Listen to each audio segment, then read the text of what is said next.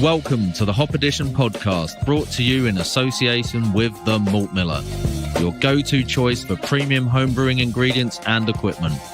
Whether you're a beginner starting out or an experienced brewer, The Malt Miller has got you covered. So for top quality products and customer service, jump over to themaltmiller.co.uk and tell them the Hop Edition sent you. We would also like to thank all our Patreons for their continued support with running and developing the pod. If you would like to become a member and gain access to exclusive perks and benefits, head over to patreon.com/the Hop Edition. Now it's time to get this pod started, so crack open a homebrew and enjoy the episode.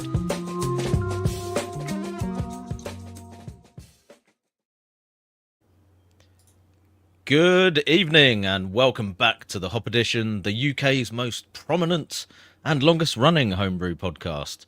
As always, we're here to talk about the art, the science and the beauty of homebrewing. But today, we're dedicating the next couple of hours to a style that practically built the craft beer scene, got temporarily eclipsed by the haze craze, and has now returned leaner, meaner and more aromatic than ever. We are, of course, talking of the West Coast IPA. So we're going to go deep into the evolution from the kind of old school OG beers from the West Coast through to the sort of more modern new school versions of those. And we're going to break down exactly how the grists have changed over time, shifting away from things like crystal malts, talking about more modern approaches to water chemistry, geeking out over advanced whirlpool techniques, and how you can extract massive tropical hop profiles without bringing back that enamel stripping bitterness of the early 2000s. So yeah, pour yourself a glass of something clear, crisp, and generously hopped, and let's get into it. So just before we do get into it, a huge thank you to our partner sponsor, as always, the Malt Miller, your premier supplier of all things homebrew. So for all of your homebrewing needs, make sure you do check them out at themaltmiller.co.uk. And while you're there, don't forget to check out the dedicated Hop Edition recipe section. You can find a range of beers that have been featured on the pod, which include some of our own creations, but also quite a good range of stunners from various guests, including commercial beers that have been featured on previous episodes. Right now, there is a great deal on the Grainfather Malt Mill, which somebody in this chat right now might have actually grabbed one of those already. Yep. You can probably guess if you're watching live who that is. So if you're in the market for a new grain mill, do go and check that out. And also, quite pertinent to a lot of discussions we've been having recently, there's some cask setup equipment now available as well, so you can actually get stuck in with some pins and various other bits and pieces that might be useful if you're looking to get a kind of homebrew cask setup going as well. Yep. Right, Exciting. so, yeah, before we kick off, we'll be drinking a few select West Coast IPAs, doing some reviews on those throughout the podcast, but obviously, we didn't do a kind of drink along for this, so we're just going to be sprinkling those about a bit while we go through some stuff about the West Coast IPAs. So, Yeah. that's what we're doing, people.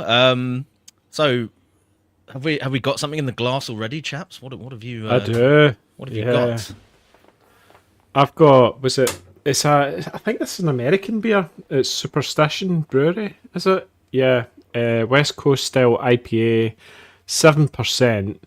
There's not very. I've had a look in the can. There's not much info on it, but it is super piney, but in a nice way, like how you want your West Coast, and then also it's got that nice, sweetness, that malt sweetness, that backs it up. It's balanced beautifully. It's kind of how I would say.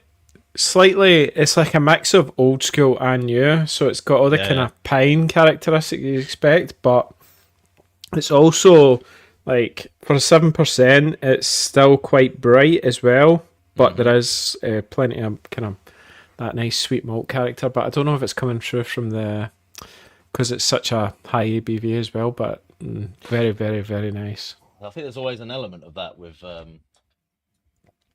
kind of West Coast beers, where is the sweetness just the higher alcohol, or is there actually sweeter malts in there, but that's something we can probably talk a little bit more about later on. What about you, Owen? What have you got at the moment to drink? I've kicked off with a bit of homebrew and in true style, and I'm drinking my smoked Helles Oh, Owen.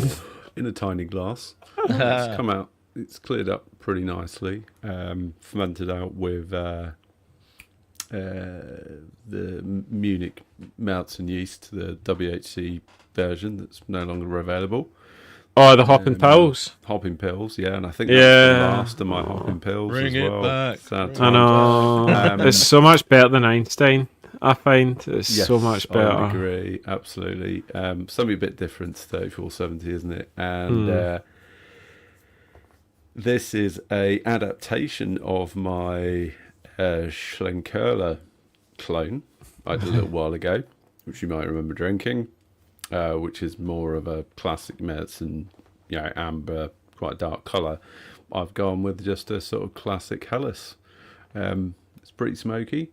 It's pretty smoky. It's like, see, if for your first beer, it is definitely smoky because I had it last night. I was texting you in the chat, and it is like for your first beer, it's like you can smell the smoke as well, can't you? Oh, And- you can. oh, You can for sure, and I think it probably presents in a stronger way because it is a much lighter beer. But really, really pleased with how it's come out. And what's nice is like you can still tell that there's the underlying style. It's the Helles, and you've still got the nice hot presence in there. Still got that lovely kind of crackery brioche kind of malt backbone in there. It was a considerable amount of Welsh malt, as far as I remember. I won't bore you with the with all of the recipe details, but I'll try and find what the that'd be cool. I think it was at least 70? 65, if not 70 plus. It's mad. See, when you get to the end of that beer, it starts becoming more of like a Helles because your mouth adjusts to the smoke. So that's a cool thing. Like, because you do get the hops, that kind of noble hop character starting to come through instead of just being all about the smoke. Yeah, so true. Actually, I find the same thing.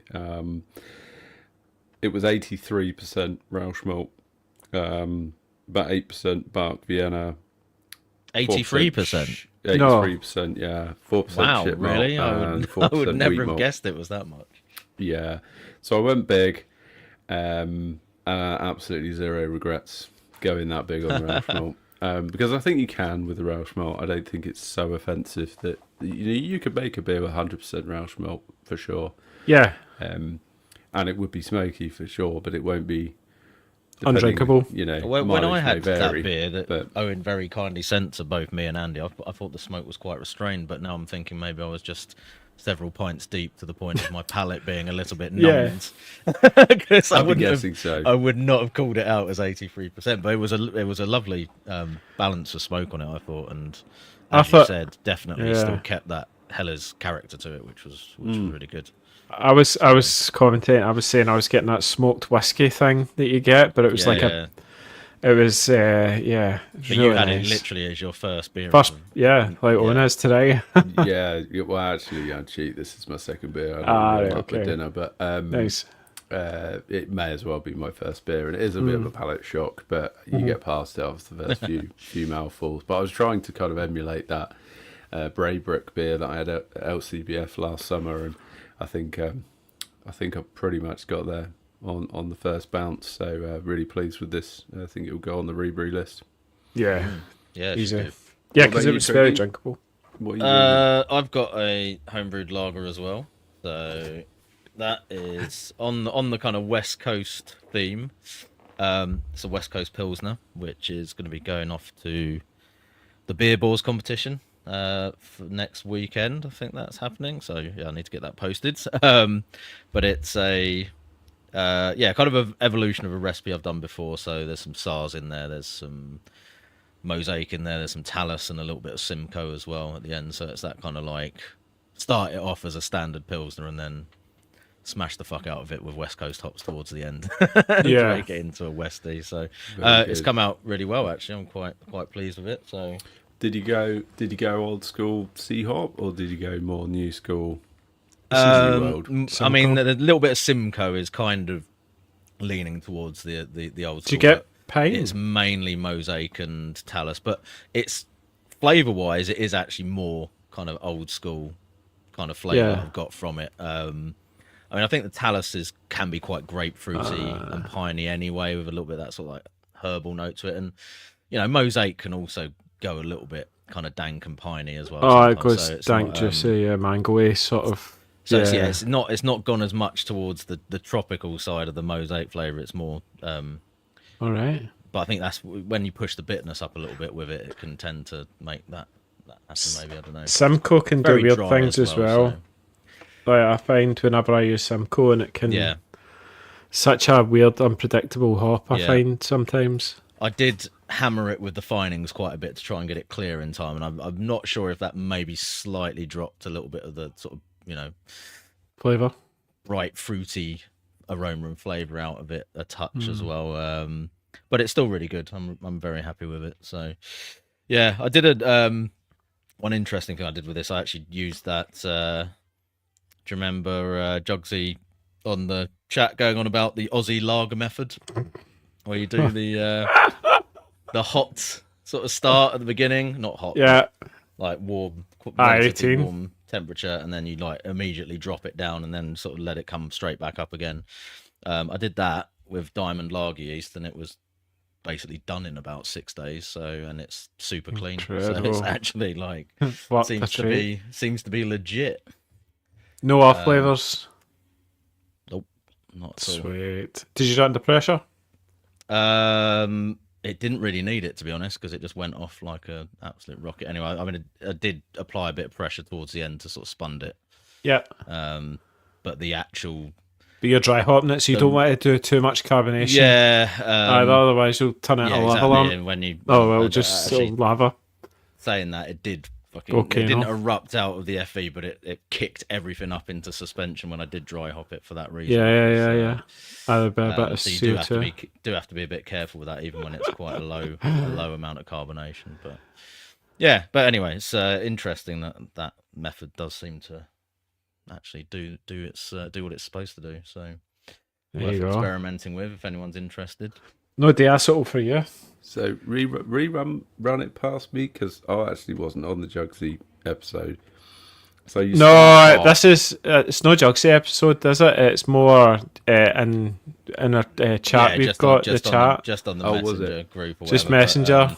it's actually it's a published. There's an article on it on the Laumond website, which is quite unusual in itself, because you don't really see many yeast manufacturers recommending sort of hot and fast kind of lager schedules with traditional lager yeast. So Diamond, I think, it's not exactly the same as 3470, but it's very closely related from what I remember the Laumond guys saying when they're on the pod. But essentially you just pitch it warm at about 17-18 degrees and let it start fermenting. So when you see that there's obvious signs of fermentation going, you then drop it back down to 12. I think, I'll have to check this. I think you hold it for about like really short little period of it might be 12 or at least no more than 24 hours, and then you let it free rise again after that, back up to sort of 17-18. So it's a very quick kind of kick off to fermentation. I think the idea is you drop it down cool immediately to try and stop it doing anything too funky during that propagation stage, and then you just let it like run after that, and it will ferment very vigorously and very quickly. And yeah, it was done cool. in sort of 6 days. So it's comparable to a sort of like a Nova Lager, or doing like 3470 warm under pressure and things like that. Mm-hmm. So yeah. And yeah, Lewis has just said in the chat, Diamond Lager yeast is quick to ferment. So yeah, it's fast anyway, but you do this and it's like 6 days is nuts for lager. It looked like an ale fermentation when it was going. So Awesome. yeah. Yeah. I've Anyway, had good results with Diamond Lager Yeast. Actually, I need Just to stock up on some of that. Yeah, just on this, I managed to Google and find out what the hops were. It's got Cascade and Chinook in the boil, and then heavily dry hop with Mosaic. So it's definitely okay. got that Yeah, sweetness thing, the kind of mango-y sort of sweetness thing in the back end. It's and definitely a that little bit of a Mosaic. mix of the But old then it's school and like the pine. new school Like, hops as well, oh, right? you're drinking it's like pine. Well, Yeah, if you got your Chinook in there, you know you're yeah. gonna get your piney, resiny Uh-huh. vibes coming through with that. So yeah. Anyway, let's get into the meat of it. So I mean, in case you hadn't worked it out from the intro, sort of the general gist of this is to look at West Coast IPAs, but in the context of how they've developed and kind of changed over time, and specifically, obviously, what the differences are in terms of recipe design and development if you're looking to do something that's more old school in terms of some of the original kind of like West Coast style IPAs, which most of us will be familiar with some of the kind of beers that we're talking about when we reference those, through to the modern take on IPAs, West Coast IPAs, which tends to be a bit lighter certainly in terms of grain bill, with specific types of malts often being left out, and sometimes a bit different in terms of the hopping as well. But it's probably worth saying at this point, there's not an actual like defined difference between new West Coast versus old West Coast. Certainly in terms of like BJCP guidelines, American IPA is what both would come under. I think the American IPA guidelines do tend to lean a little bit more towards what would be the traditional American IPA. So, talking of some of those like reference points with things like Bell's Two Hearted, Racer 5 IPA, and Lagunita. So those are the sort of things we're talking about when we think more old school. Those guidelines seem to be based more around those kinds of beers. But now in the newer versions of the guidelines, they do kind of mention that more modern ones might be slightly different and maybe more leaning towards kind of tropical flavors and so on. So it's not a defined thing, and there's a lot of crossover between the two, but we're still going to try and kind of work out what the differences are between them. So there's a little bit of like historical context here as well. So take us back to the IBU arms race, Owen. What was that all about? Yeah. So I think I don't know. I think obviously going back to the history of why the West Coast IPA is called the West Coast, because it emerged from the West Coast of America. So particularly, I think kind of California, that area where really came out of the advent of kind of hop breeding programs, I think, and it was really Cascade that probably started that whole thing, with things like Sierra Nevada Pale Ale, and some of the very OG West Coast breweries producing. Russian River, is that Russian one? River most likely would be a good example, and just producing like fairly bitter forward IPAs, but also had that like new hop cascade kind of coming into the picture, bringing these kind of fruit flavors like grapefruit, and I guess also this kind of pininess. And then, of course, that sort of, you move that on through the kind of 90s into the 2000s, and I think it almost became like a badge of honor and a bit of a race to see how many IBUs they could get into the beer. So it was almost like bigger is better, obviously. We've kind of seen this in the haze craze as well, in terms of how bitter can we make the beer. And obviously, in order to achieve balance, I guess that's probably beginning to also influence perhaps how they started to manufacture and The malt bill, create, not manufacture, probably the wrong word, but sort of come up with the malt bill. And obviously that kind of gave birth to an entire era of the style being defined in a way. But what's kind of interesting is how that whole story has evolved in lieu of the dominance of the East Coast IPA style. which is obviously your New England IPAs, or what we commonly refer to as Haties now. Obviously massively popular. It's kind of taken over craft beer, certainly in the last, I don't know, arguably 10 years, which has interestingly evolved the style of the West Coast IPA. And coming back to this kind of difference, I guess, between old school and new school IPAs, I might even kind of liken, as an analogy, to the Märzen and the Fest beer. In a way, it's something that sort of just came to me. Obviously the old Märzen being the more traditional festival Caramel. beer, and being kind of more Bit more robust, chewy and full-bodied. chewy, like slightly darker, more caramel leaning, or brown bread leaning. Whereas the Fest beer is the lighter version, and it's kind of like there's been a similar story in the context of the West Coast IPA. So I think we're going to end up talking a lot about, I guess, the palate of the consumer, which has shifted over time. And obviously, where you look at beer now, it tends to be leaning much more towards less bitter beer. Right? I personally quite like a good amount of bitterness, but I know for a lot of people they prefer not to have as much bitterness in their beer. Yep. So yeah, I think sort of defining the eras, when we think about, well, what defines an old school IPA, it tended to lean towards more of an amber colour. So slightly darker. It would lean more towards pine resin, pithy citrus aromas, predominantly from the hops that were available at that time. And it tended to be quite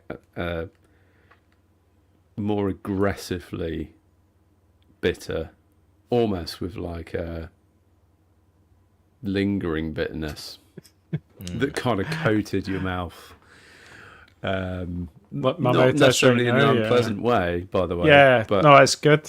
But it was, way more coating. And then onto what is kind of now considered more the modern new school. And I'd be really interested, actually, to kind of know whether or not this evolution has also happened in the States, on the West Coast. And what because I think our perception certainly is how that style has evolved is very much around the UK beer scene rather than necessarily the US beer scene. Yep. But certainly what we've seen is modern and new school West Coasts leaning more into a paler colour, leaning much more into the use of the plethora of hops that are now available from around the world, so leaning more towards that tropical citrus aroma, and it kind of having a slightly cleaner bitterness. Yep. Maybe less coating, but and actually, arguably, I would make the argument that there's probably less IBUs. Yeah, but it's still clear, isn't it? Owen? That's the thing. We're still using like Chico strain of yeast, so it's still got that great, super, real good clarity on it, sort of thing, rather than being a haze bomb. Yeah, no, that's a very good point. That actually defines both styles, right? Which is clarity and relatively low yeast contribution to the beer style. Yeah. I always find with Chico you get that, is it peach? You get a kind of peach thing that comes through. Yeah. So there is certain amount of character. Is that more US 05 or is it like possibly? Yeah. Is that what you found? Well, maybe a little bit, but I don't think I've ever really kind of properly compared. Tested but I have heard a lot of people online saying sort of like the US 05 is not really like that similar to the other ones that are supposed to be the Sierra Nevada house yeast. So like White Labs 001 is supposed to be pretty, definitively the actual Chico strain. Right, okay. I think. But a lot of people say that US-05 is a bit different to it. It's probably, again, it's one of those things that it probably was the same yeast at one point, but maybe it's through SAF ales, like processing and whatever, and their own propagation, it's become something slightly different. And then you've got obviously other yeast manufacturers like Laumond, like Bry 97. Yeah. And that's definitely I don't think that is actually supposed to be the Chico yeast anyway. I think that because I swear when we had yeah, it was some other like what was his name? Apologies to Andy. Yeah, when we had Andy on from Andy Patterson, Laumond. I can't remember what brewery said it was, but it was definitely not Sierra Nevada. No, it was like some other quite obscure or something. Yeah. B Ballantine or something like that. I don't know. But he said it was something else, and that makes sense because it definitely behaves a lot differently to well, at least to US-05 anyway. So there's a lot of as always, there's lots of yeast floating around that people sort of say are one thing, and they're probably something completely different. Yep. Yeah. How did we get onto that? I don't know, but go on, Andy. I was going to mention, for me personally, the evolution's been seen through, like, I'm going to say it, Punk IPA, like Brewdog. It's been where we've got the recipe book. You've had there was 2 recipes in there, but then like you look at the latest and it's went to like a super modern, and that's seen the evolution, and that's meant to be a core beer that has evolved. Their beer offerings back in the 2010s or whatever was a perfect illustration of the whole IBU kind of like arms race crazy thing. IBU. I mean, I don't know if you remember beers like Jackhammer and stuff like that, where it was were. I've got a feeling that was literally one of those ones where it was like pushing 100 IBUs or something like that, and that was like a big part of their marketing thing for it.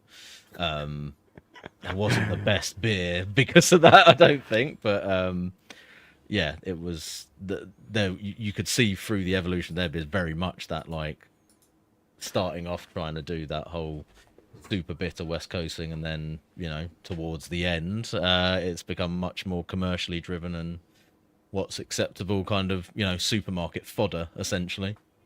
That's when the antacid tablets went through the roof in sales. I remember at one point, like even Weatherspoons used to have some like seriously over the top bitter IPAs that they'd have in the fridges or whatever, and you could get a can of. There was one particular one that was a proper teeth stripping beer that I can't. Again, I've forgotten what the name of it was, but it was interesting. At one point, that was like you could see those beers in very standard kind of commercial pubs like that. But anyway, have you ever drunk Lagunitas?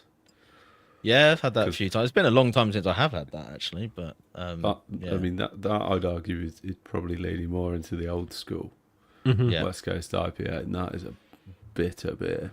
That is pretty face melting. Well, I mean, even sort of traditional American pale ales, like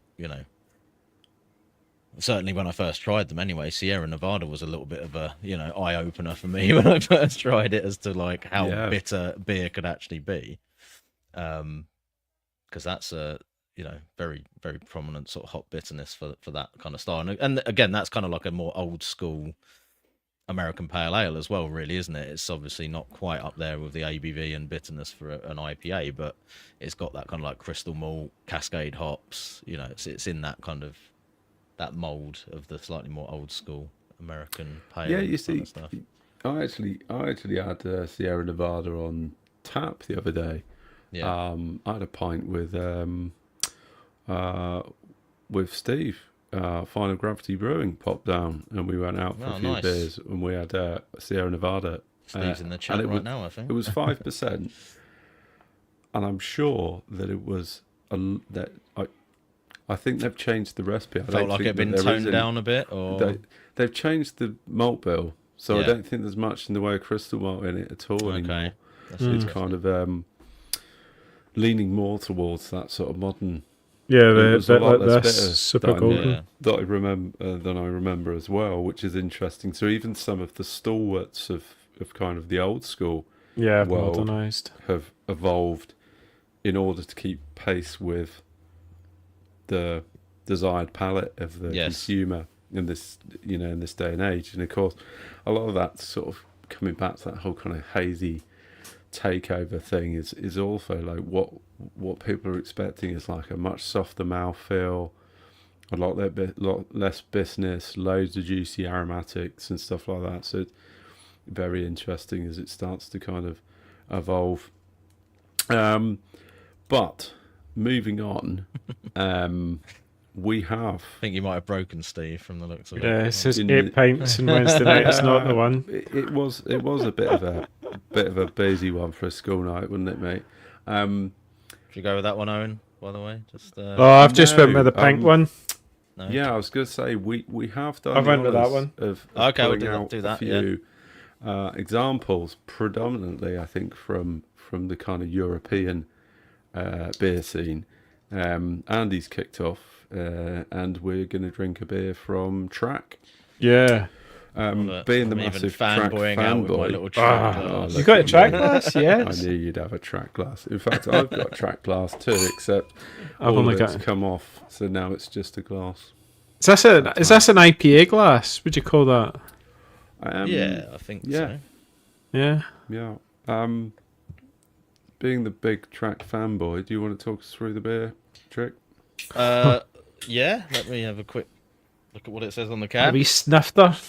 We It's super pale. New House, which is a double dry hopped West Coast IPA, with 2025 hand selected Centennial from New House Farms. So Track quite often do this where they'll sort of collab with specific hop farms, and they'll like in this case, sometimes that will involve going out and actually selecting the hops they want to use specifically for the beer. So New House Farms are in Washington, and yeah, it's all Centennial. So I mean, color wise, it's definitely in the sort of more modern, new school sort of vibe. I mean, that looks like it's probably Super pale. probably exclusively like a very extra pale malt, or maybe even a lager malt or something like that. I don't know. What do you think? Yeah, Pilsner malt, possibly. Looks like it to me. I could smell it from here, and the glass is Oh wow! 18 inches from my face. I'd say it's an extra pale malt. Yeah. But then obviously going all Centennial is quite an old school approach to the hop schedule at least. But I mean, does that taste like Centennial though? well, there's certain characteristics of Centennial you sometimes get. I don't know. Actually, I'll let you guys say what you think you're getting from it on the aroma, because there's a particular characteristic of Centennial that people sometimes talk about that I'm getting quite What, pink grapefruit or something? strongly on this. I'm getting a bit of dank, actually.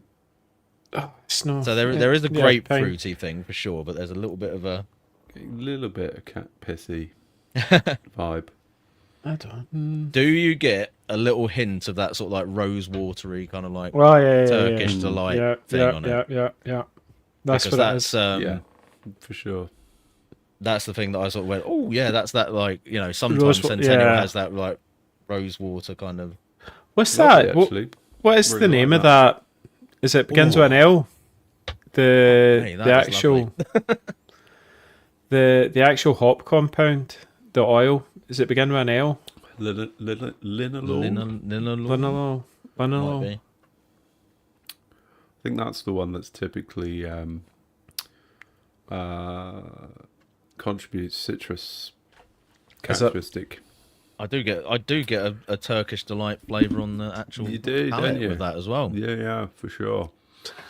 Quite interesting. And obviously, you mentioned being this an all centennial beer, is Bell's Two Hearted, which Yep. is also an all centennial beer. And if anyone's never Geraniol. That's what it is. geraniol, yeah. Okay. If you haven't ever attempted to homebrew the Bell's Two Hearted recipe, which is out there, I think it's in a couple Just of books. awesome. Well worth doing so. Yeah. It's an excellent beer. maybe my glass is a little bit dirty. The only thing I can say bad about this is the head retention isn't great on my one, but otherwise it's fucking Yeah, lovely. snap. Yeah, it's yep, same. Well, it's not too bad, but yeah, not wildly. No, it's not hanging around. But I mean, holy shit, it's such a I nice can't. beer, isn't it? I can't get past Turkish Delight now. Yeah, now that I've said that, I feel like Close it's to just the overwhelming sort of flavour in it. But You wonder if the deliberate choice of the can art as well being I mean, pink. Oh, yeah. colour scheme is quite reminiscent of Very reminiscent. that, isn't it? Yeah. Yeah. But it's a 7.2% beer. It doesn't drink like a 7.2% beer. Nah. It's quite. I mean, it's Start hitting that one. It's not super chewy. It's not super crispy either. Definitely snappy. It's well balanced. It's well balanced. It's a It's beautiful crisp. beer.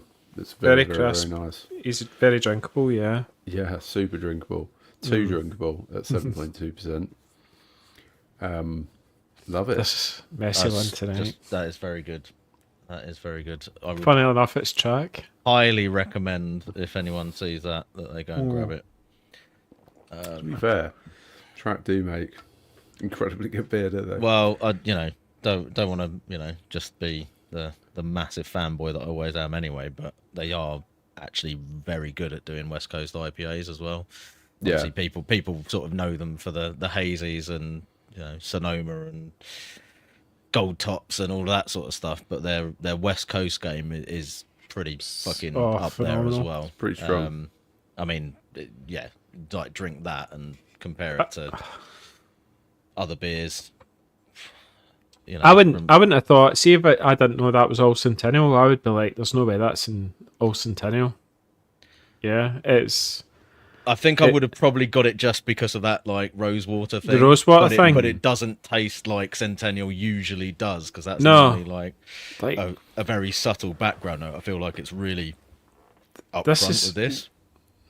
What do you think about two things? The grist, which we've talked a little bit about, Yeah. but what about the flavour of it? And also the bitterness. I mean, the grist kind of gets out the way, but it delivers some sweetness at least to kind of. Do you think balance it's it that out a little little colour bit. Marisota or something like that? Could be. I mean, so I'm kind of leaning towards a kind of like lager malt. It's almost got that sort of like slightly honey kind of bread kind of thing going on there. But there's not a huge amount of malt flavour on there apart from that kind of general sort of sweetness or whatever. And bitterness wise, I mean, it's bitter, but it's not massively bitter. I don't know. It's difficult to say. It hasn't got any of the upfront bitterness. Yeah. Or it's got very little upfront bitterness. But the bitterness almost just kind of This linger. dissipates in the back after you've kind of swallowed, and you're like, there's like this kind of slight lingering bitterness. I wouldn't say it was like prominent. No. So it's definitely, I would say, like, if you gave me that, I wouldn't necessarily have gone, oh, that's really bitter. Would you say it's about 50 IBUs? I think The only thing is it's 7.2, so it could be higher. Could be 60. I think exactly what I it's was gonna probably say. around about 60, but I wouldn't say that it's kind of like up in your 70, 80 sort of territory that a lot of Westies quite often can be. But I mean, it goes to show like you obviously don't have to have the crystal malts in there to deliver that kind of like sweet malt character to balance out with the bitterness, because I think this has actually got quite a lot of malt sweetness in it, despite it appearing to probably be very little in there in the way of anything other than low color base malt.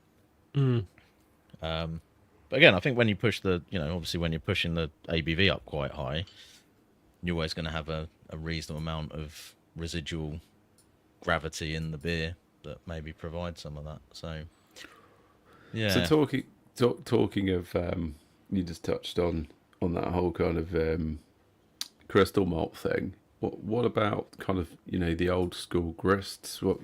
How did they tend to kind of make up the grists in older school West Coast IPAs? Even if you were thinking about making one, what are you thinking about?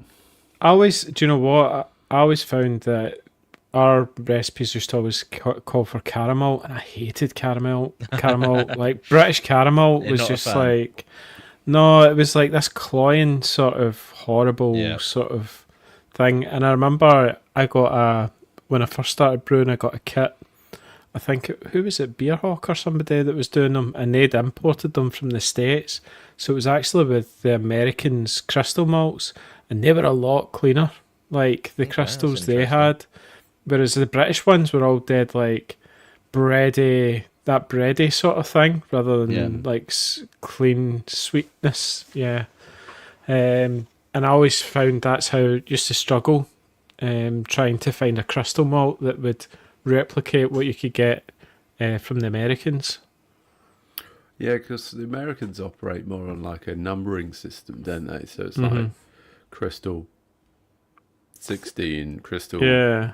120, and all that sort of stuff. Whereas we 30, tend to yeah. lean more towards like light, extra light, medium, dark, extra dark, don't we? That's caramel, Yeah. Caragold. Yeah.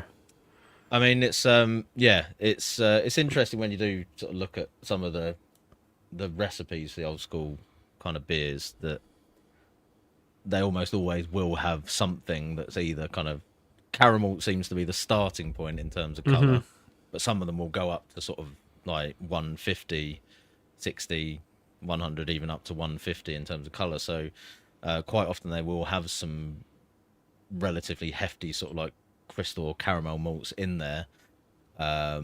Percentage wise, 5% ish seems to be a starting point, but it can, again, that can go quite high as well. Again, coming back to the old school brewdog recipes, there was some pretty caramel, wild use of caramel in some of them. Yeah.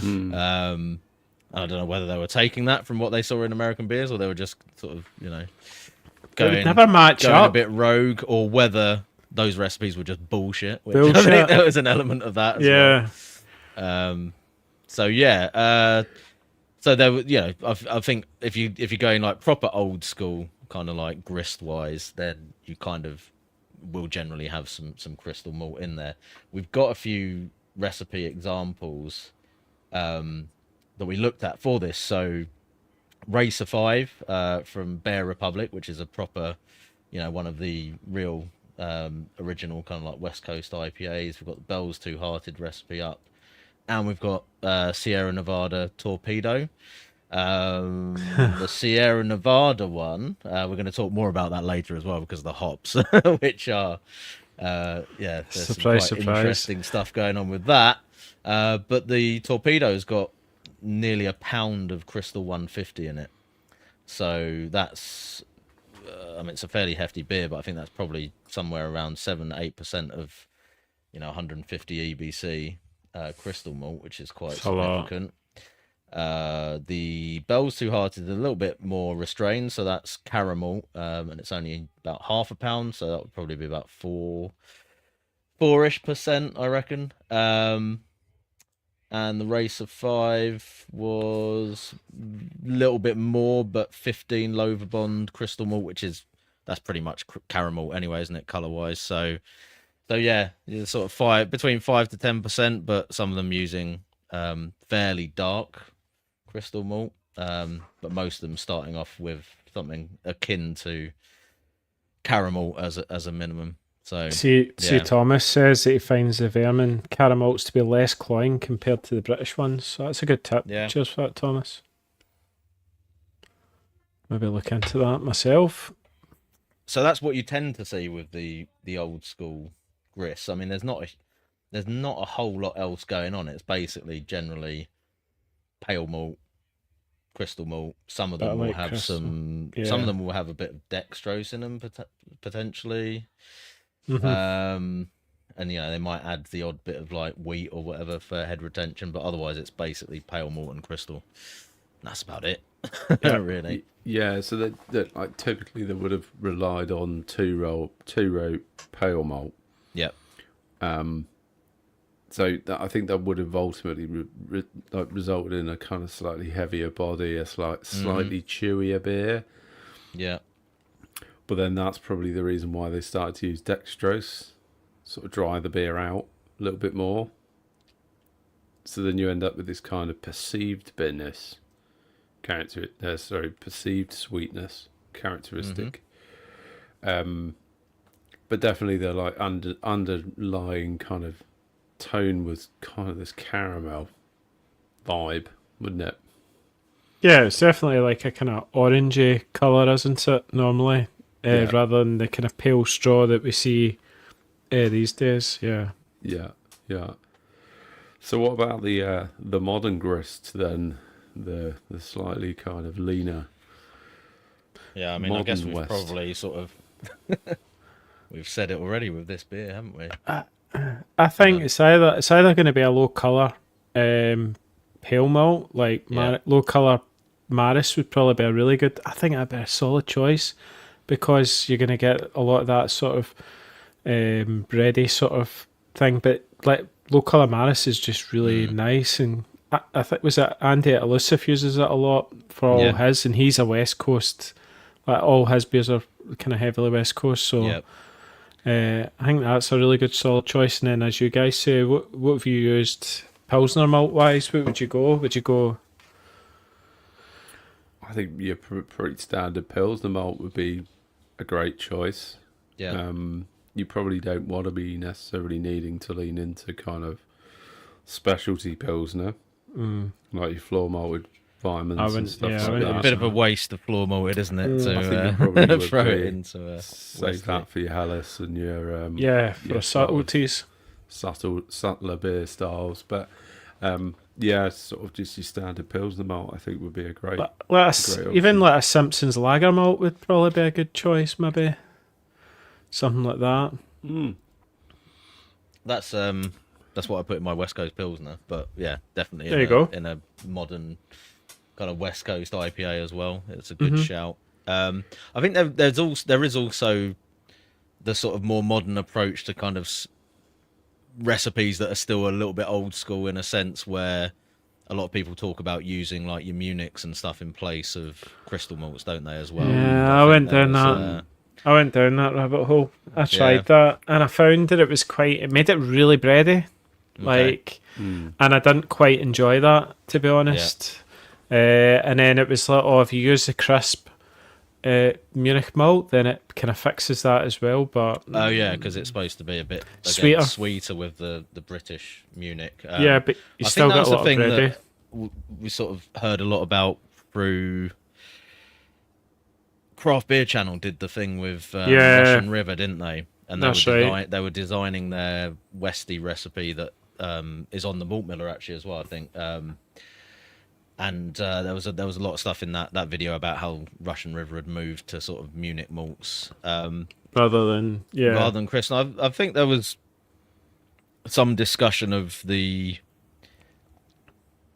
kind of oxidizing effect of crystal malts, and I've never really fully understood what that is about, like why they think that they will contribute to and it's not oxidization in the sort of, like the sense of what you would get when you badly oxidize a beer and it goes horribly, brown and dishwatery and tastes awful. Yeah, because you don't have that you don't have that issue, with the cleaner yeast, do you? Yeah, I think they're talking about it just in the sense of sort of like, hop flavor degrading more quickly and that sort of thing. So you think how bright this is, like how bright the flavor is, yeah.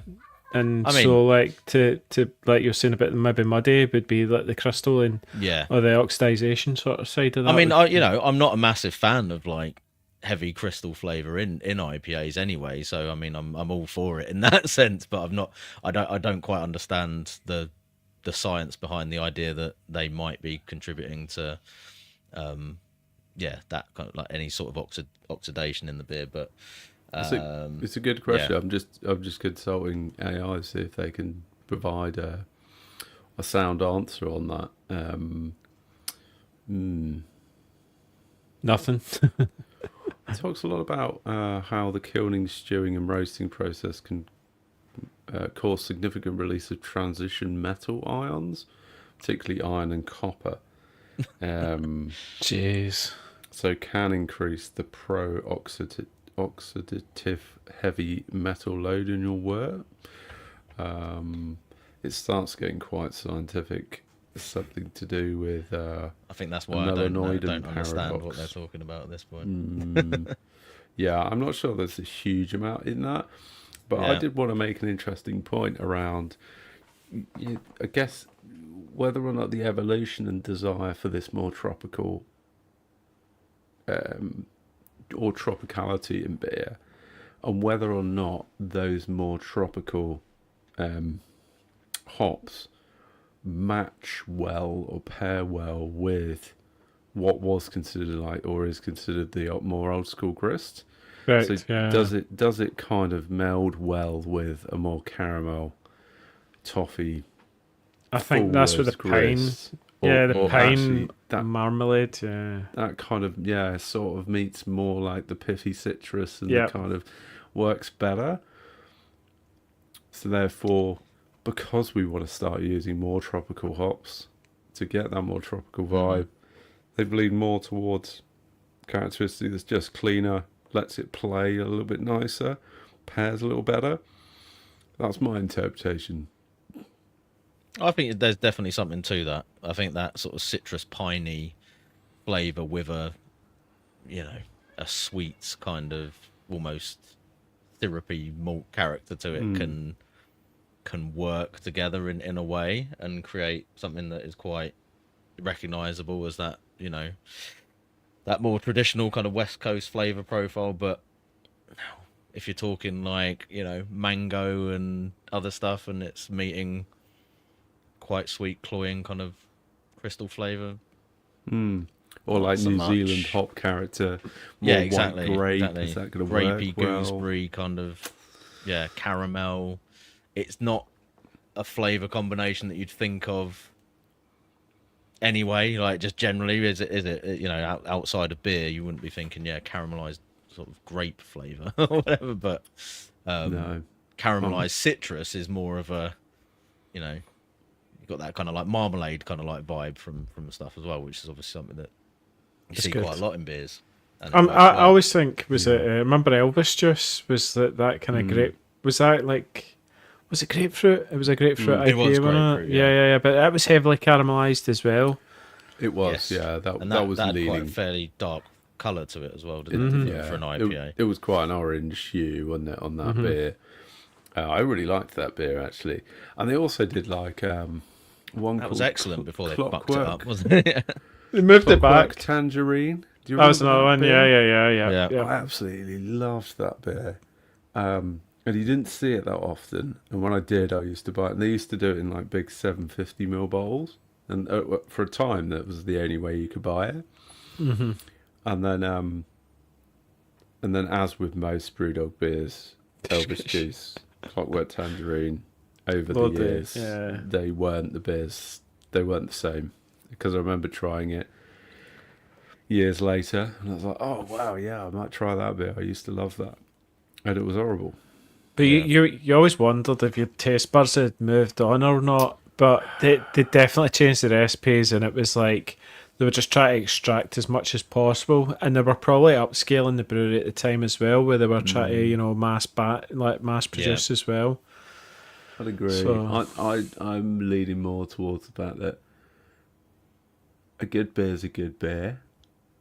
I'm not sure my palate would have got to the point where I went, yeah, exactly. no, that's just shit now. I don't know. Yeah, anyway, we'll leave that one there. Coming back to the whole Crystal Munich thing, I remember I experimented a while ago with making a West Coast IPA, and I used dark Munich. instead of crystal. Okay. And I think actually that works quite well. I think it was crisp dark Munich I used. I thought that worked all right actually, because you definitely got that kind of more sweet, slightly darker beer style. That's maybe one to experiment with. Because I think it's light Munich. I've got the crisp light Munich. I got a bag of that I experimented with, but I just I don't know. So what about water profile? We love to talk about water profile. Oh yeah, let's do some water chemistry. Yeah, let's talk about water chemistry. So that's our favourite subject, no doubt one. Obviously 95% plus, 90% plus of beer. Yeah. You've got to heavily buttonize it, don't you? 450 ppm at least of sulfate. Well, Massive amounts of sulfate, please. The Burtonization debate is a whole separate thing, isn't it? But I mean, I think obviously in terms of the origin of the American IPAs, they were taking their influence from English IPA in the beginning, so they would have probably gone down that we better crank the sulfate up on this as much as possible, and that aggressive bitterness. If you are going for that, a really high sulfate level is obviously gonna contribute to it, isn't it? So, again, if you're trying to emulate the more old school kind of IPA flavor profile, a pretty high sulfate level, you're probably in some of those beers they might have been going for 250, 300 plus ppm to really pull out that dry bitterness. But sulfate, it can make it quite minerally, harsh and maybe a little bit, have that minerally taste on the back end. So have you still got any of this track beer? Because it's like I'm not getting like a massive minerally sort of water profile off it. It's not any metallic or anything. No, not at all. No. I mean, we know they start off with quite soft water because Track have decent water up in Manchester, I think. And I'm sure they do add some sulfates to it, but I mean, the general gist seems to be that typically with modern IPAs they might be being a bit more restrained with that. 180 right? maybe So, ppm. Yeah. I mean, thinking about like when I make beers where I'm doing the sort of 150 to 200 ppm, then I'd probably expect it to come out tasting something like this in terms of the bitterness, the impression of bitterness you get from it. But who knows? Maybe it's it could be 500 ppm. Secret sauce. Yeah. No, I think they'd probably be leaning towards a more subdued mineral character to the beer. Almost not totally dissimilar to like how you might start to think about lager brewing. Probably more than what you would be adding to make a relatively clean lager, right? You would be adding more sulfate. Yeah, I have kind of experienced cocking that up a little bit when it comes to doing lagers and trying to go down that kind of like West Coast style where I've sort of gone in with 200 plus ppm on a sort of West Coast Pilsner, and it's just becomes abrasive, too much, not particularly pleasant. And I feel like they're probably, again for beers like this where it's quite a light malt bill, there's not as much sweetness in there to counter it. I think if you did do that, it's probably not going to necessarily work out all that well. So it's probably become like the modern styles become a slightly more finessed version, dare I say. It's a slightly subtler, calmer version of the beer style, which is awesome. And it was interesting you talking right at the beginning, Tricky, about BJCP, In fact, they kind of give a nod for sort of the modern style. But Yeah. do you think the styles are differentiated enough to arguably create their own guidelines? You could make an argument for it, right? Yeah, I mean, I guess it's one of those where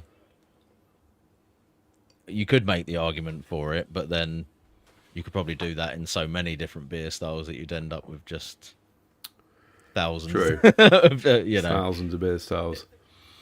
It's I mean, I think they have kind of tried to write it into the latest version to try and make allowance for the sort of slightly more modern approach to it, but Is it still the don't same know. style though, isn't it? It's still the same category. yeah. So in a competition, you could actually have like a caramel beer up against a super bright yeah. ale. And Yeah. a And lot of the wildly different time, hop that's characteristics as probably well. going to come down to sort of whether the judges kind of read that style guideline properly And or what whether they prefer. and what they prefer. Yeah. So Oh wow.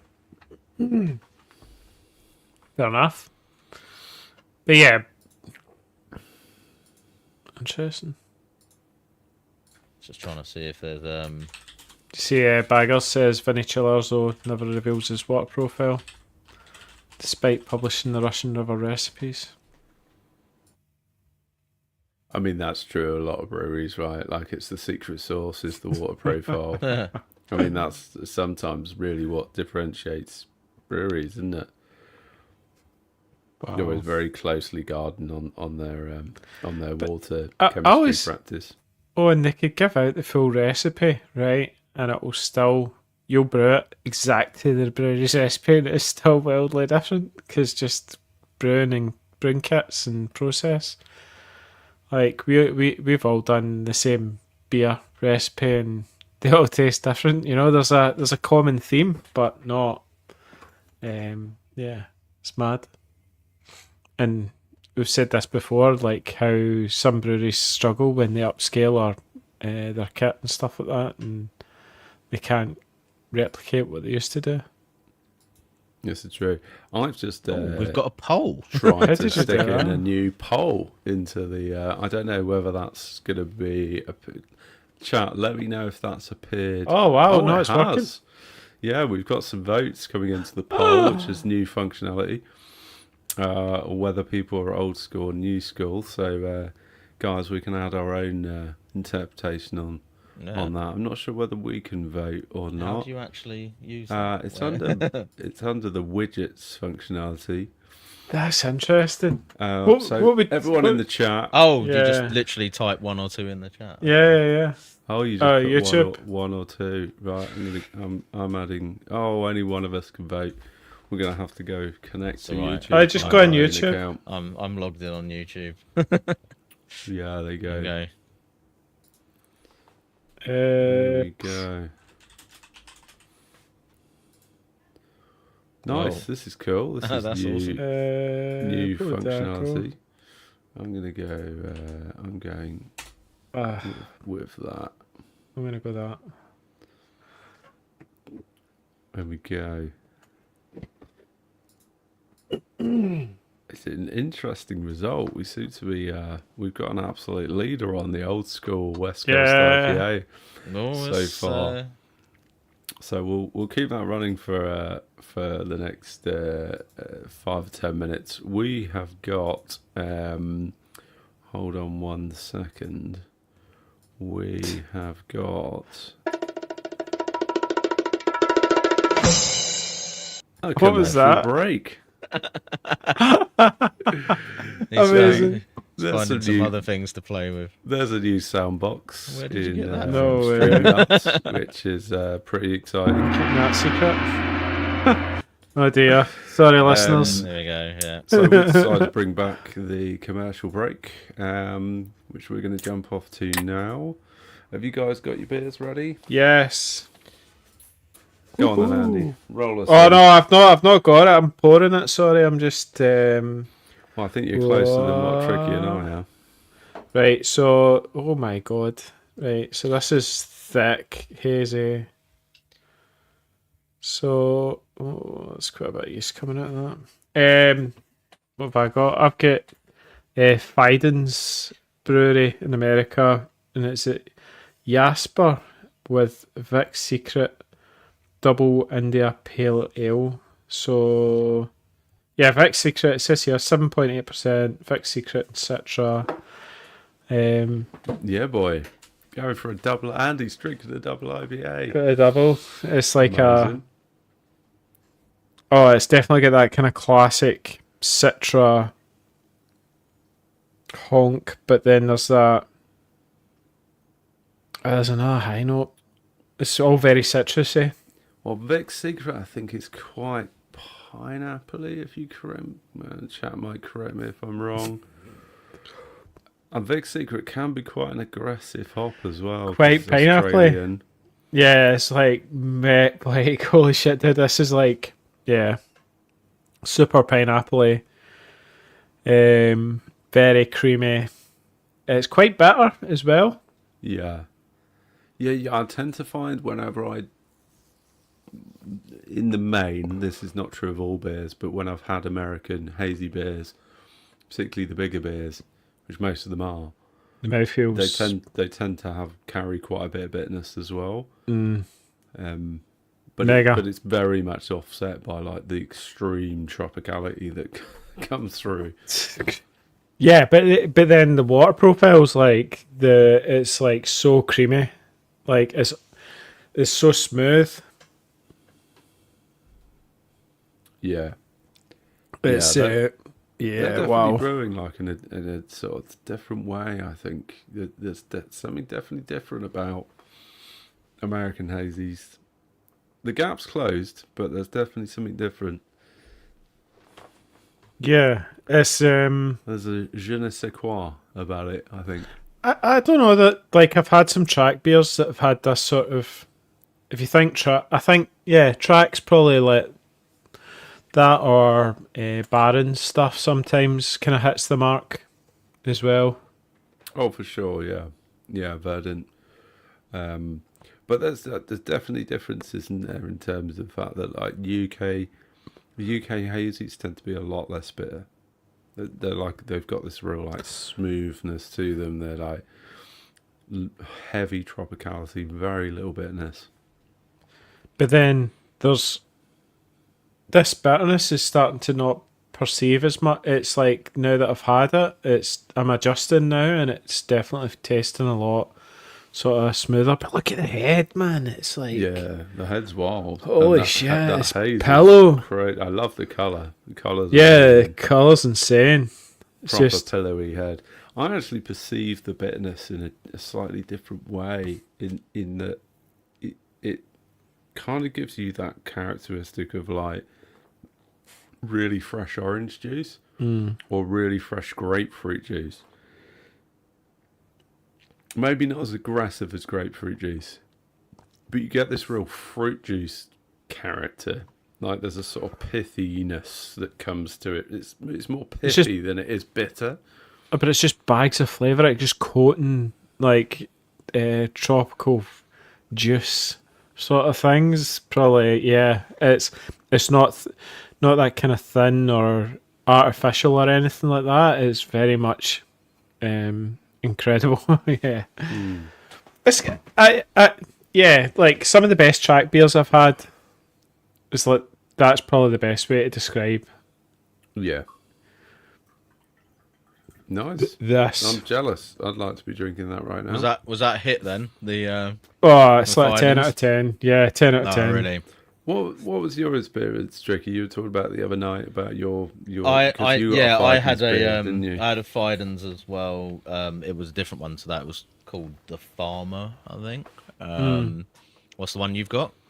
It's not that. Is it? It's different. Jasper with Vic's Secret Right, Double yeah. India Pale Ale, so it's a dipper. And it was looked just like pure murk, super thick. You know. Not alright. I mean, yeah, kind of similar. Super to right. that, I Okay, guess. yeah. Aroma was incredible.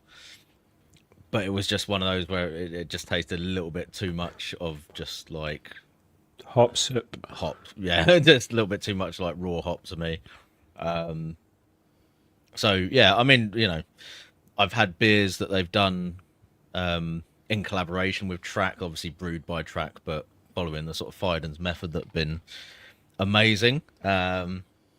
So maybe I just picked the wrong beer to test them out with for that, but it was just a little bit too far into that super over the top, saturated hop. It was Yeah. hop soup would be the best way for me to describe it. Basically, it just became a little bit too much If you boys brewed green with flavor. Vic Secret, Not for a long time, to be honest. Yeah. Wasn't a massive fan of it when I did use it. probably another one of those aggressive Aussie hops, isn't it? Exactly, for the same reason as most of the Aussie hops kind of put me off a little bit. I've definitely used it. I remember I made a beer. It was like an neck oil clone or something I had, and it wasn't like neck oil. I don't know. It was really good, but Okay. I don't think it was like neck oil, and but it worked really, really, really well. It was really nice, but I think, yeah, it's one of those ones I've just never went back to, which is weird. I mean, to be fair, it delivered some really nice, like pineapple sort of intense kind of fruit juicy kind of flavor. It just also had that like rah. Aussie hop thing. Yeah, probably good in a dipper. Yeah, yeah. Yeah, sort of hide it amongst other things. Put it in high alcohol. Yeah, Does it say what else is in there, or is it just Vic Secret? it says Citra, 7.8% with Vic Secret and Citra, and it Okay. does. It's got that sort of, yeah. What you expect from Citra, you boys just like let you just go, oh, that's got Citra in it. But then Yeah. it's like when you were describing the pineapple, like that coating sort of breakfast pineapple juice thing. Yeah. Yep. Well, I forgot I topped my beer right to the top and then went to have a sip and poured it down myself. Which was a good start. I've 7% I've But decided. But what have you got? Well, I've decided tipped Oh, he's Yeah. got a bottle. to lean into a little bit of the, I guess, kind of the old school West Coast grist. Yes, boy. But this is an English ale from Okay. a brewery Brave. called Goddard's, which is based on the Isle of Wight. And this is called Duck's Folly, which is an amber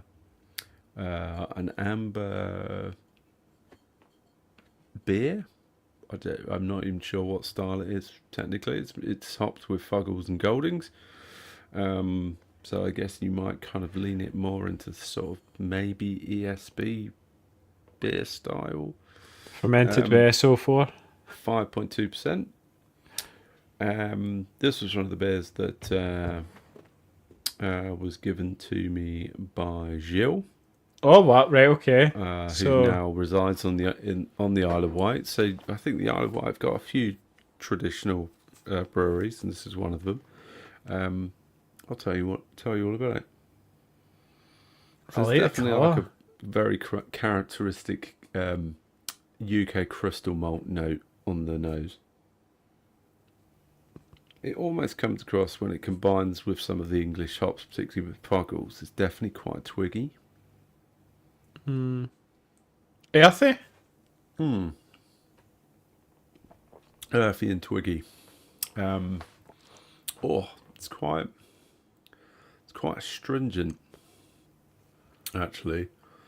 It's good amount of bitterness on the beer, but I'm getting a lot of brown bread notes, more so than crystal sweetness. So it's kind of brown bread, quite a bit Roasted malts then? classic English.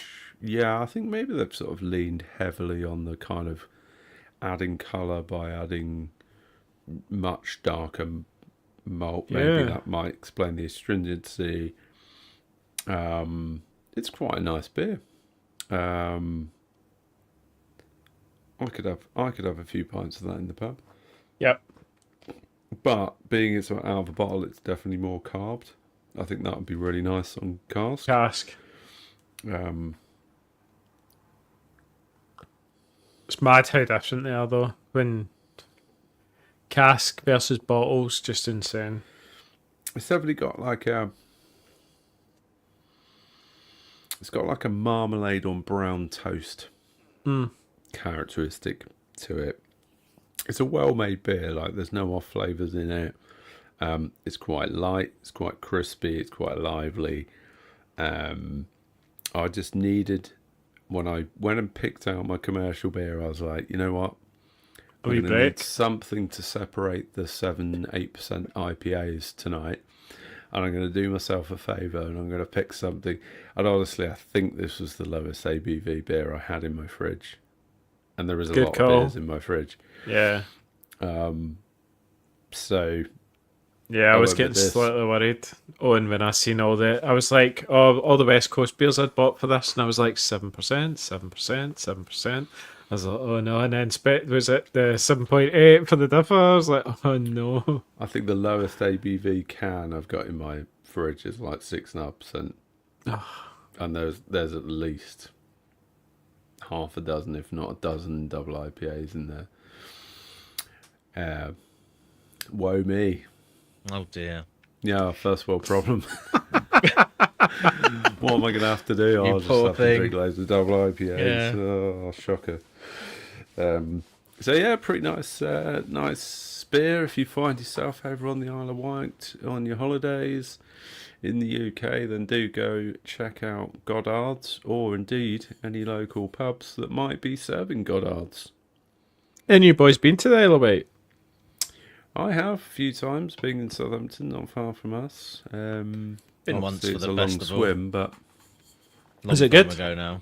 I've never been I mean, myself. So literally I saw nothing apart from the the ferry terminal and the festival site. But it was you it went- was a good year for the festival. Saw Prodigy and Basement Jacks and who else was it? I can't remember now, but another good act, all back to back one night there, which was that just ruined me. Was for this the the whole Isle of rest Wight the weekend. festival? Isle of Wight festival, yeah. 2014 maybe, something like that. Yeah. Okay, nice. It's good fun. Nice. Yeah. Yeah, I went to the Isle of Wight festival once, but it was a terrible year, and it was like knee-high mud. And but then I also went to a number of other festivals there, and had a really good time. So there are some really good music festivals on the Isle of Wight. Definitely. Oh, excuse me. Yeah. Are you done with your commercial beer there then? Yes. It's quite dark actually, isn't it, that one? Cheers. Yeah, it is quite dark. Yes. Yeah, so I went out to the fridge and was like, oh, I'll try and get something that's a bit less strong, and panicked and just grabbed something and it was 7.3%. Oh, whoops. Whoops. So I'm sure this you'll is survive. Common Factor 2026 by Factory Brewing, which is like a collaboration with fucking everybody, apparently. So yeah. Should be good then. It literally says we combined the forces with all the UK breweries. I'm sure when I ordered it, there was a slightly more specific list than that, but it did include some of the obvious names in terms of like yeah, hazy beer brewers or whatever. But and each brewery, I think the idea behind this, each brewery selected a hop variety, and then they've thrown it in. So there's just fucking all the hops in it as well, basically. So it's like, I'm not sure about this concept, to be honest, but it's got Galaxy, Rakow, Idaho 7, Peacherine, Mochuika, Nelson Sauvin, Sabro, and Rawaka. And it's obviously a very, very hazy, sort of murky kind of thing. Now you'd think with that sort of list of basically everything on there that the aroma would just be like kaboom out of the glass, but none. It's 50 grams of each. it's kind of restrained actually. It's quite it's pleasant. It's got lots of sort of like peachy kind of stone fruit, maybe some bit of mango, but it's not, it's not any one Limey thing. vibes. I'm not getting the obvious New Zealand hop character off of it, which, considering it has got Motueka, Nelson, and Rawaka Raquel. in there, and Yeah. Raquel, it's mainly New Zealand hops. You'd think it would be a little bit more prominent, but Yeah, limey.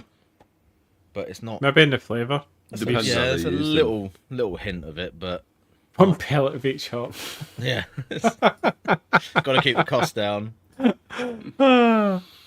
Brilliant.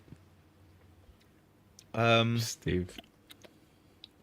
Yeah, not getting massive New Zealand character on the flavour. It's a bit Yeah. it's a bit underwhelming, to be honest. It's not. Have you tasted it yet? Yeah. Oh, he has. Where's factory brewing? Where are they based? Oh, they're actually Finland. Oh, right. Oh, are they? Okay.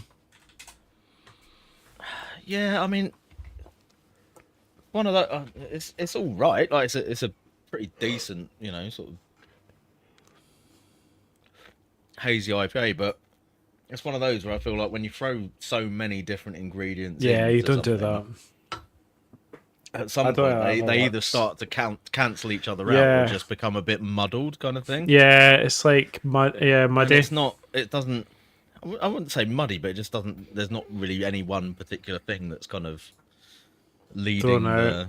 leading the dance sort of thing there. So it's not. I mean, it's not one. What that do we call particularly that? memorable to me, or Is that a hop clear out or something like that when you do Yeah, when you've that's, got all the usual- oh, this all is the going to be bag the ends and yeah the stuff. user upper yeah. um, Oh, this is going to be amazing, and it's the worst beer ever. it's I not. made it. I made a beer pretty similar to that recently. It's not amazing. I've got to say, it's not. Yeah, I'm not that. It probably doesn't do it any favors drinking like a load of West Coast style beers just beforehand, because I'm kind of like, oh yeah, now I'm not. I'm kind of. I've Get been the saying this Westies for a back. while now, but I'm Hazy. not that keen on hazy beers right now. I feel like I'm not completely done Yeah, with them, but yeah. it's not my sort of like thing that I go, oh yeah, I really fancy a hazy beer, and this is a prime example of why. It's just a little bit like, I kind of get that like on the aftertaste as well. With a lot of hazy beers, I kind of get that sort of really chalky kind of like, Pushed up. almost like they've cranked the chloride up so much that it starts to become sort of chalky and a little bit powdery, like on Yeah, I hate that. the mouthfeel, on the finish. And I don't know whether I'm just becoming more sensitive to that from No, having I drunk think them for a while, but I don't know. People- It's, yeah, people that don't know how to balance it or like mix your chlorides out so it's not all in calcium chloride. It's Yeah. you're using salt or other means of getting your chlorides in. Yeah. so yeah, I mean it's an okay beer, but like that West Coast I had just before it was a sort of 9 out of 10, and this is very much 5 or 6 out of 10. Oh, yeah, Yeah. it's the big come down. Fair dues. Right, should we wrap up? Should have had another Westie. Yeah, should have. Well, I Yeah. think the night is young. The night is yeah. tricky. There'll be time, I'm sure. So let's wrap up the commercial break. Let's swing back to our poll, which is in an interesting outcome. Yeah, I was yeah, not yeah. expecting actually Yeah. that we are on a clean 60-40 break between old school West Coast IPAs versus new school West IPAs. So the old school has won. Yep. Very interesting. What would you see into that, guys? People still hanker after that caramel. Yeah. Yeah. Sea hop goodness. Yeah, I think there's we talked about this a little bit when we were doing the planning, actually, in terms of I mean, I really like new school West Coast IPAs, but where is the like core modern West Coast IPA that is a regular beer that you can buy, that is out there all the time? And do you know what I mean? Like, there's no. Whereas the OG West Coast IPAs, they're all still there. You can still buy. But it says it's Lagunitas changed. and, you No, know, but did you not say Sierra is changed, so it's no longer well, old school anymore? maybe, but you know what I mean. Anyway, there's, you know, you can still get like the original West Coast sort of style beers from most of those breweries, whereas I don't feel like that, as much as I love the modern take on it, there's not as much of an established, like, you know, we're going to make this beer regularly, it's going to be one of our core beers. Yeah. So maybe it's just not one of those things where people go, oh yeah, I fucking love, you know, not in the same way as people can still refer back to Bell's Two Hearted and go, that's a fucking amazing beer, and that's why I really love the old school version of West Coast. You know what I mean? It's not. I think West Coast IPAs kind of just disappeared as well to a certain extent, maybe, or the styles that maybe are local to you have modernised, I would say. And I think it's also a bit of a just a response to kind of what I've just been saying about this beer as well, where people go, yeah, actually, kind of enjoy a slightly more. It feels weird calling it crisper. traditional, but slightly more traditional, you know, hop forward but bitter and crisp and clear as well, IPA. So yeah, I don't know. Oh, well, here's what are your my thoughts? I wonder if for those that are looking for that more tropical experience, the new school would more quickly lean towards just having a hazy beer rather than seek a West Coast beer style that's going to deliver the tropical vibes. And whether people prefer that segmentation of, like, if I want tropical, I'll go hazy. If I want West Coast, I kind of want it to be distinctly different. I want it to be old school Westy, and I want it to be like pithy citrus pine, and I want a bit of caramel sweetness to back it up. Is the new school West Coast IPA just a bit too close to the hazy, to the point where it's just like trying to achieve the same thing but just slightly, like, in a slightly different way? I don't know. Is it carrying on the coattails of this New beer's England a good example IPA? though, isn't it? Because like, what is that, new school or is it old school, or is it a bit of both? I would say it's new. Definitely new school. Yeah, it's super clean. But it's not it's not a hazy. You know what I mean? No. It's not a clear hazy, is it? It's still. No, but it's a new school West Coast IPA, whereas the old school. Oh I yeah, think no, I mean I agree.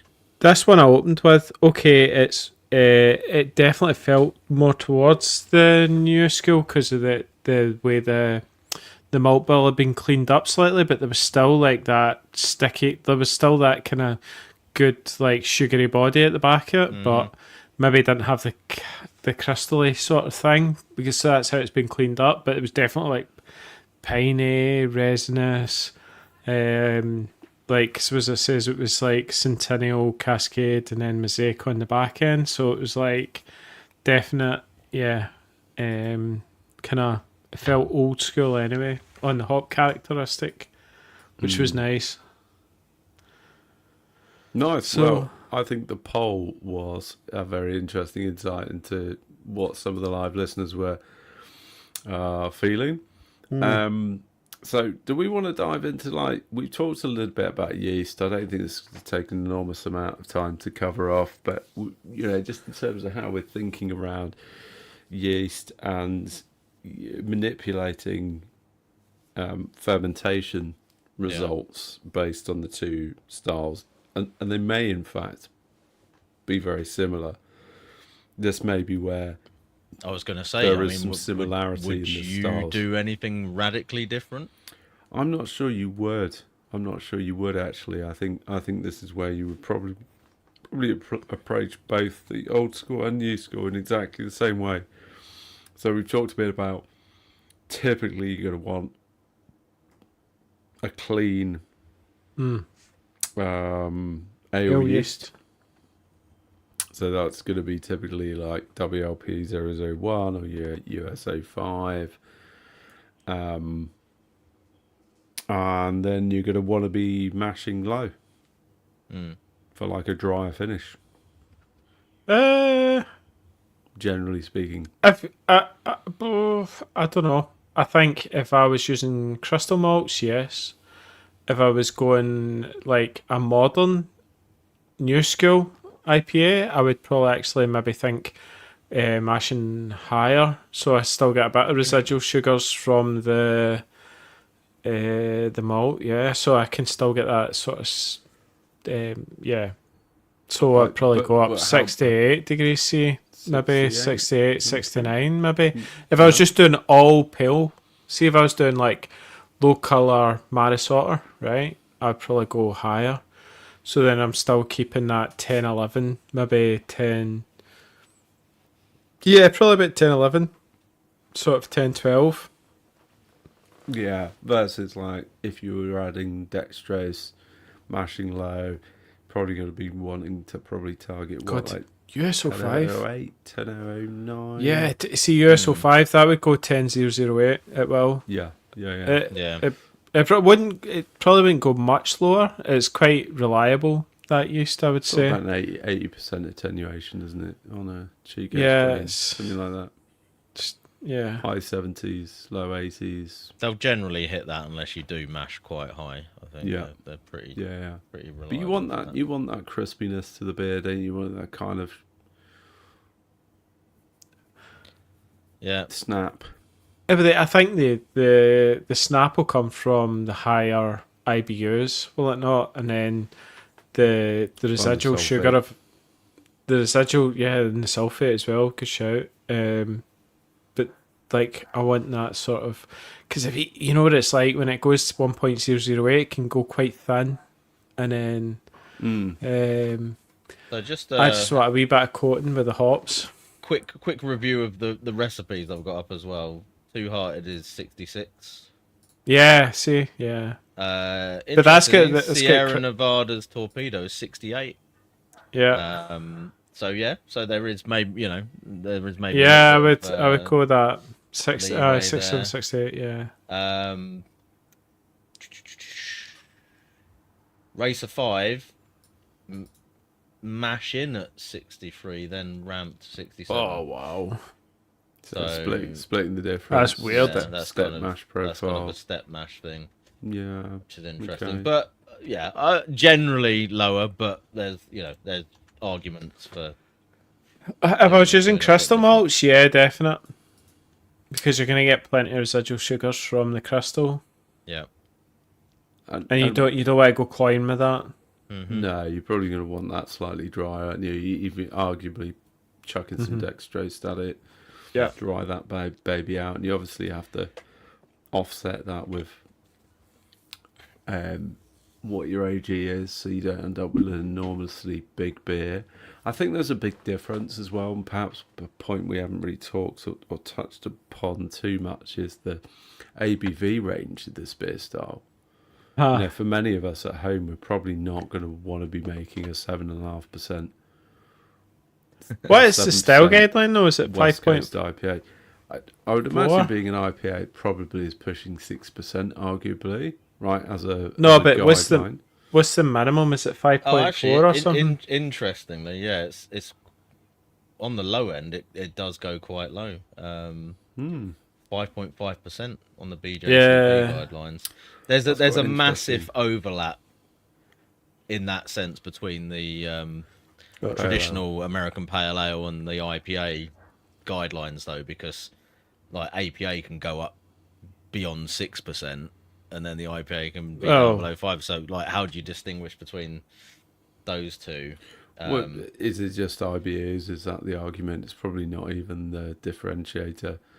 I think it's not really. I think you kind of going pale ale into IPA. There's not much in between.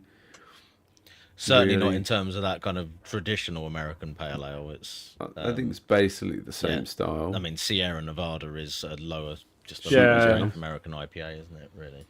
Yeah. I mean, I think I've drank or at least saw a pale ale the other day that was at like 6 point something percent, and I was like, "Is that really a pale ale? That's not really a pale ale, is it? That's an IPA." But then is it to do with the hops as well? We've talked about this in the past about what's the difference between a pale ale and IPA, and it's bitterness. Like pale ales tend to be a lot less bitterness. The thing is, though, for me, like it might say in the guidelines that you can do a 5.5% 40 IBU beer and put it in as an American IPA, but you're going to get slated. That's not winning any competitions because they're going to go, it's not bitter enough. Yeah. Even though the guidelines say that it can be, if you're tasting that in a flight next to something that's 70 IBUs, it's going to stand out like a sore thumb, isn't it? And you always want to be in the high end, don't you, for comps? That's American Pale Ale. Why have you put it into this category? You definitely want to be. You definitely want to be middle of the road to high end, don't you? So it stands out. That makes a lot of sense. But then it's like, as homebrewers, our problem is we want to also be able to drink it at home. Yeah. So that was my point, right? Like in the fact that a lot of the time, I might want to make a West Coast IPA that's only going to be 5.5% or 5%. So I've taken like Bell's Two Hearted, scaled that down. Yeah. I think I might have called it Bell's One Hearted.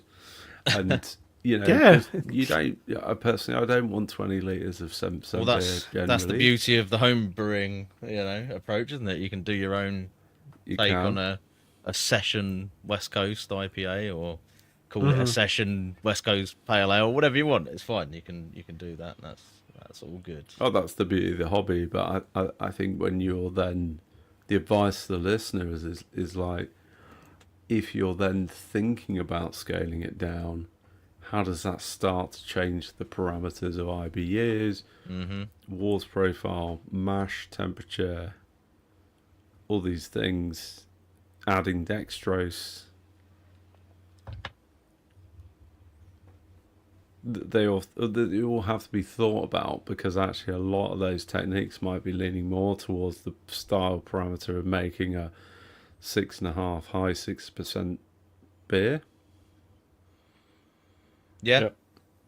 So I think we've went off topic. We went back to still again massively because we're talking about yeast. Can I ask, what is your favourite West Coast yeast?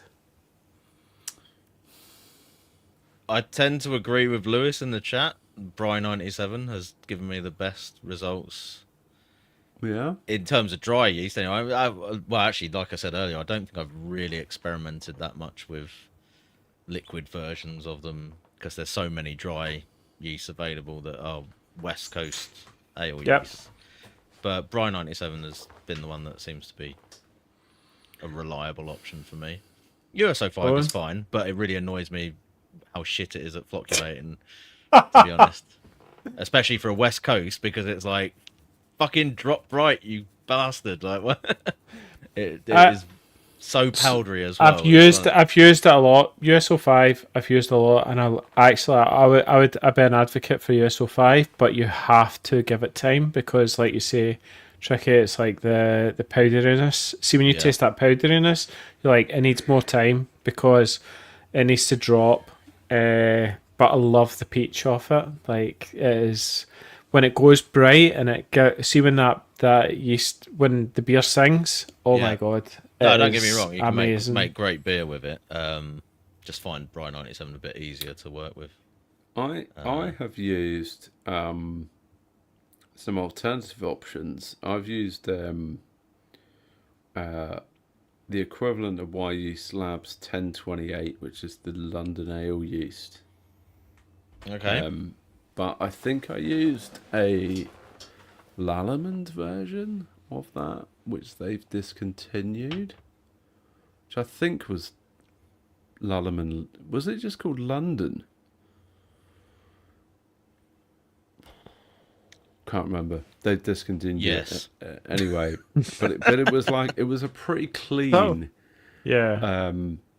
British ale yeast. But is that a West Coast IPA? No. It worked. It worked in the West Coast, and that was largely because I was brewing a Firestone Walker Union Jack. Yeah. I mean, clone, to be and fair, it recommended that yeast. yeah, we're Right, probably being okay, a little that's bit cool. like restrictive in terms of what we're Yeah. considering here, certainly in terms of ale yeast, because all the West Coast ale yeasts are English Yeah, ale English yeasts, ale yeast. like originally that have been taken over there, and yeah, they've probably evolved to be their own thing, but most of them can be traced back to the English ale Okay. strains anyway. And you look at stuff like, I mean, even Nottingham, like for a West Coast beer, it's high attenuation, it finishes dry, you know, it's pretty clean. That's a potential Yeah, option for it. yeah. Quite a lot of American breweries do use stuff derived from like Fuller's.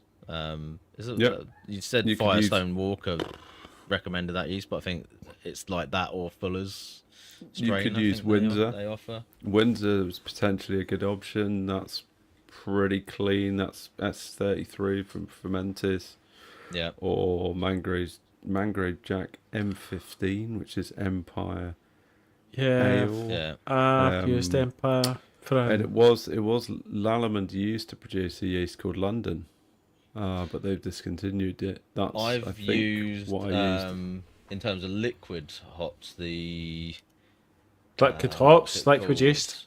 Liquid, sorry, yeah, liquid yeast.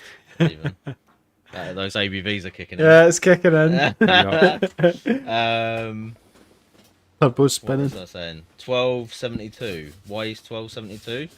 It's like American Ale 2, I think it's called. I believe that's supposed to be the Anchor Brewery yeast.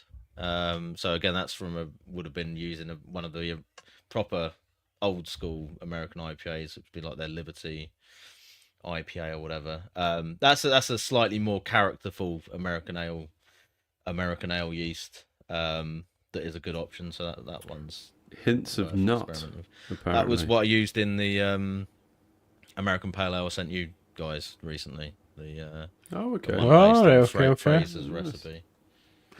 That's cool. That's a bugger for clearing down though as well. To be fair, it's not great. I have also used WHC high voltage I was as well. about to Danger, say, danger. Yeah, that's super clean. that's a good shout.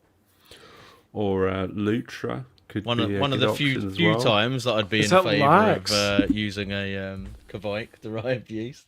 If any's used lax yet, Yeah, I've used that a few Well, that's times. just Chico, right?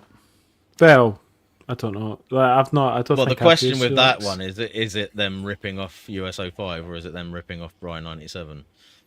Well, Yeah, I mean, if it's the same yeast strain, then I both. don't. or is it? Is it either? I don't think it's USO5 personally. No, Not I've based never on used when Brian I've used 97, it. but I ought to Mm. next time I make a nice clean.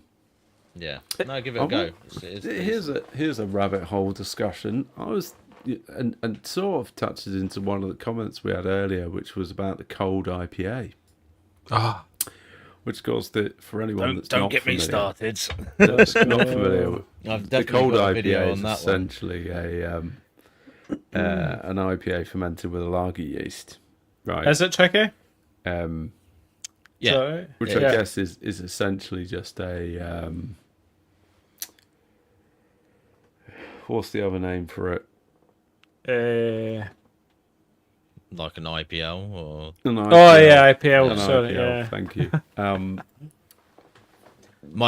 my video was literally just making that point. Basically, just like this is not a new style. Same style. But the rabbit hole I wanted to go down, which was I was contemplating, was making a black IPA with a lager yeast. So it's like a black cold IPA or a black IPL, Yeah, which in theory would be like quite interesting to play with. I don't think I've seen a black IPL out on the market before. I'm not sure whether it would work. I don't see why it wouldn't work. I think there's absolutely no reason why it wouldn't work and why you shouldn't give it a go. To be honest, Yeah. I'm actually quite I'm going to do it. quite down with the idea of employing lager yeast for particularly for the sort of the modern West Coast sort of style beers, because actually crisp flavor, dry finish, Do you know what? hop Was forward. It can do a lot of that stuff that you want, and when you go, okay, well, if I can do it under pressure, I can ferment a bit warmer as well and not have to worry so much. no, but it's a good your option. your biggest challenge. Your Good, biggest challenge good is shit, Owen. yeah. I'll get that next. Your biggest challenge is going to be dry hopping around lager yeast. So it's all about temperature. I think it's going to be that's where the confusion like the problems will start, and then it's to introduce, because I've always found when we introduce dry hops into IPLs we get the acetal issues, right? And so it's like ALDC. Done. like Yeah. it's I had it Code. I had it recently with an IPL. I think it was like, and I had to end up taking the keg out the fridge. I left it in the garage at room temp. Fuck me, it cured it big time. Like no diacetyl. Like it was Werther's Originals out of its nut before. But see if you just leave that keg out to let it warm up and clean itself back up again. Oh my god! So because remember I was on that whole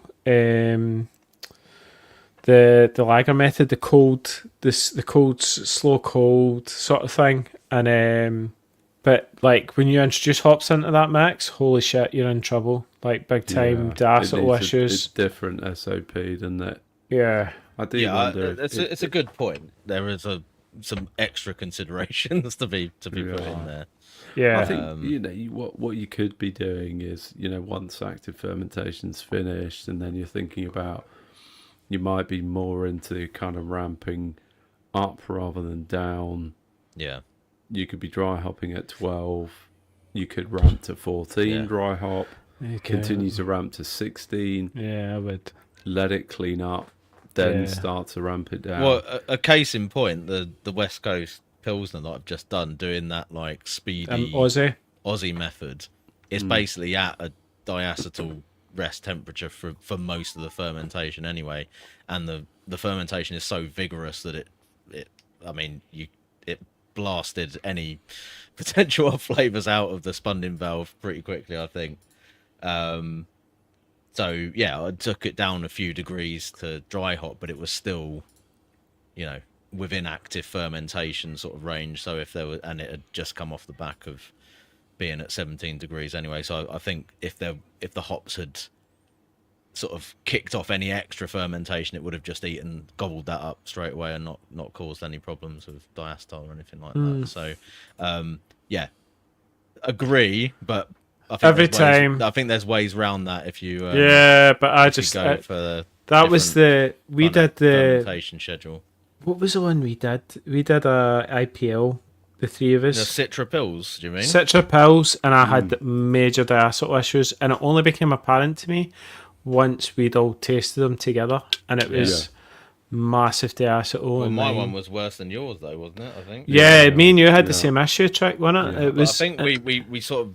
I think you both reviewed rushed what yours, we'd though. done, and we both went, yeah, actually, we sort of like fired it. We out rushed the it. FE Yeah. as Really quickly rushed as it. possible, and Yep. was, dry hopping after about a week.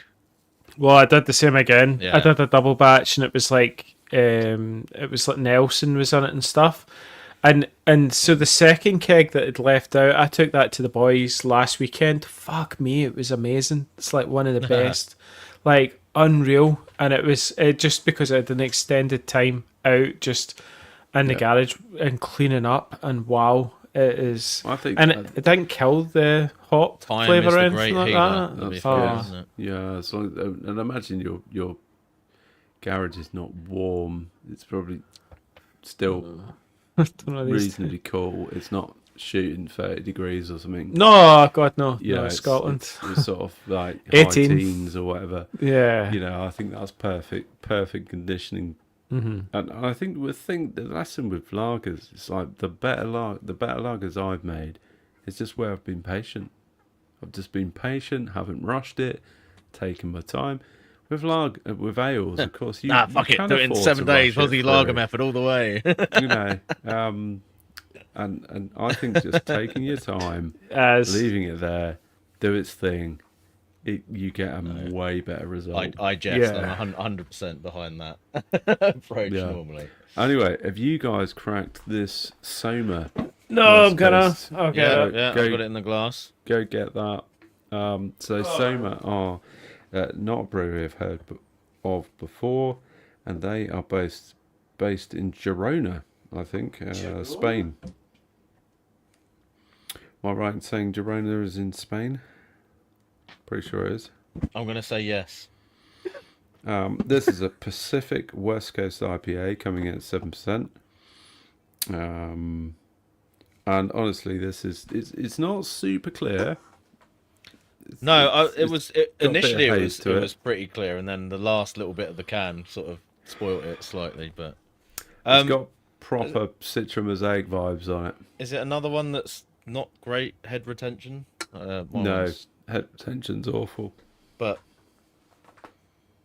yeah, dank. It's got the sweaty mosaic It has. thing, hasn't it? For sure. I love it. I think my glass is just dirty, and Andy's looked like it's got a nice head on it. Yeah. It's.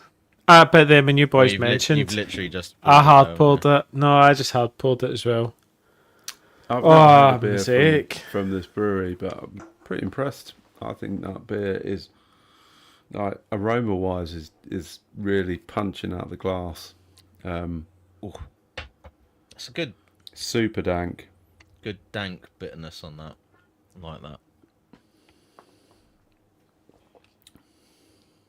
I just know it's mosaic. Less- Just for the taste. Less bitter though. Less bitter Yeah. than the Newhouse even. I'd be struggling to even classify that as West Coast. I'd go as far as to say that's like a not very hazy.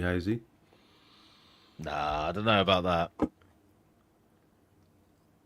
No, it's clear. Maybe my palate's just No, I'm still getting quite a bit of resiny bitterness on that. What do you think? Yeah, it's bitterness. Yeah. But it's like a 50, but 45, 50 IBU type. Yeah, it's not again. 45. It's not right up there, but 7%. yeah. It's another big gun. Oh, wow, man. Yeah, a lot of the West Coast seem to be coming in at big numbers. I might which be. is fun. I might be doing graphics at church tomorrow. Oh, Or well done you. cameras, yeah. I would consider an early night after this one. Andy, but look, I think we've got a couple of key topics to cover before we close out, because we're heading close to 2 hours here. Yeah. We need to cover hop yeah, we better crack selection. on. What the biggest part of the entire thing? So look, I think we can probably cover off the old school hop selection thing. Sea hops, pretty sea hops, quick. sea hops. Sea hops, Cascade, Centennial, Columbus, Chinook. Arguably, maybe Simcoe jumping into that mix. Yeah, Simcoe Probably can bridging definitely the be in two. there. Yep. Any others we haven't covered off there? Well, is this the point where we bring in the slightly off the wall Sierra Nevada torpedo recipe? Yeah. Which Let's talk about that for a second. unless they've done it as some sort of like long running fucking April Fool's joke or something, because it's literally published on their own website. And the They were listening to Chris. Yeah, that's the funny thing, isn't it? We've had so many times where we've joked about doing an all Magnum Magnum beer, beer. and this is about as close to it as you're going to see, certainly in terms of a commercial recipe. And like I said, they've got this published on their own website. I think this is kind of one of those IPAs that was around at that point where it was like IBUs, let's Yeah. push the envelope sort of thing. And Magnum's so clean. I mean, to be fair, it's not that crazy on the IBUs according to the recipe anyway. It's 65, but the mad thing about the recipe is that it's Magnum pretty much all the way through to flame out, where there's still Magnum in the flame out. There's some crystal hops in it. Okay, so that's your exotic. the recipe on according to the malt biller is an ounce of Magnum at 70, an ounce of Magnum at 10, an ounce of Magnum at flame out, with an ounce of crystal. Ounces There's like Magnum in the dry hop as well. You got half an ounce of Magnum in the dry hop, What? half an ounce of Citra, and a full ounce of crystal hops. I mean, I'm not very familiar with crystal hops, but I think they're kind of like more of an American sort of noble almost variety. I might be wrong with that, but crystal. I'm not that familiar. Is crystal? But anyway, obviously, it's mainly Magnum, which is kind of crazy. Literally, like nearly 100 grams of Magnum in that beer, about half as much crystal, and just a dash of Citra to add some sort of fruitiness. So there's not actually, you can do almost pretty much an all Magnum beer. Tricky. Crystal hops offer a delicate, refined flavour profile, balanced in gentle floral and spicy notes with bright citrus and subtle woody undertones. It's American noble. Yeah, American noble. Yeah, German Hallertau. Yeah. Yeah.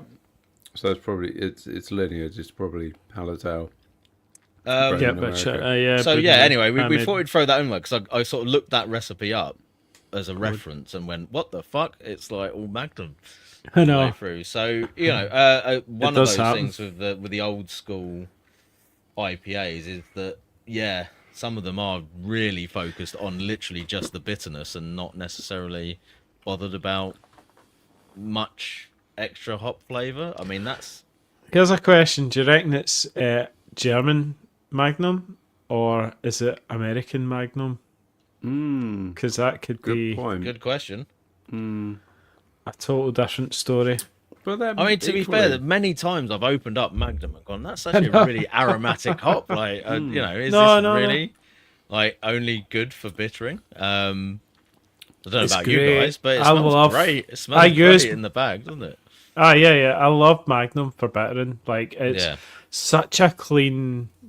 And you like when you taste a beer with bittered with Magnum, it's just like that, just clean. It has got that such clean bitterness. Yeah, really, it's really not Columbus strong, beautiful bittering. Quality of bitterness that comes from Magnum. Maybe we've just been too stuck in our ways and not appreciating that there might be something to offer with dry hopping with Magnum. We've laughed about it in the past. Steve agrees. Yeah. Amarillo. Oh, what a great hop that is as well. I know, it's good shout. Unsung hero of old school American recipes as well. Yeah. It's one of my favourites. I've used Amarillo a lot in the past because it gives that real orange tangerine thing. I mean, I think that's definitely one along with Simcoe where it's like, sea hops, but plus an S and an A with the Simcoe. I think we're probably getting into like gateway hops with Simcoe, Amarillo, Citra. Probably those three, probably Mosaic as well. Those four bridging the kind of old school into new school. Yeah, because I see to say that Citra, Mosaic, or Mosaic's a new school. I would say right there on. It's like a bridging thing, isn't it?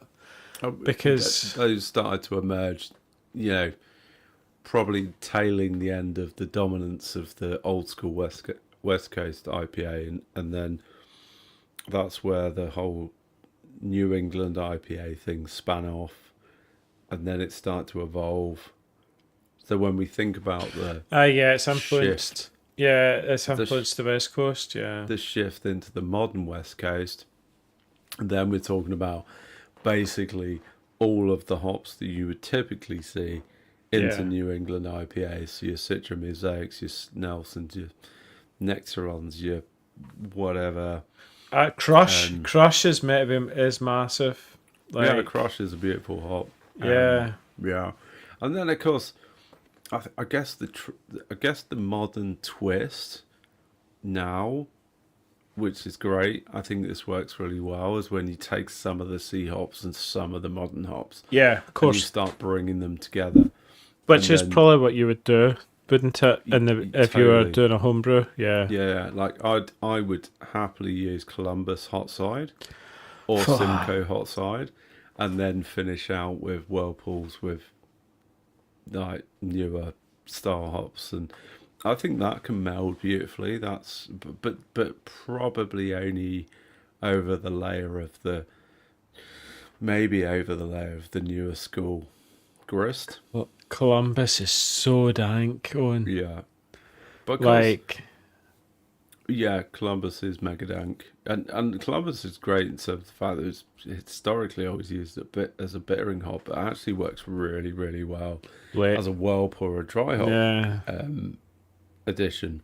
But I of can course, taste it. I can taste Columbus in my mouth right now. Like, I know that sort of, it's like so dank, weedy, sort of like real resinous thing you got off Columbus. It's, in 200 years, they're still going to be using Columbus in beer. I swear, because it will always have its place because it's such an amazing hop.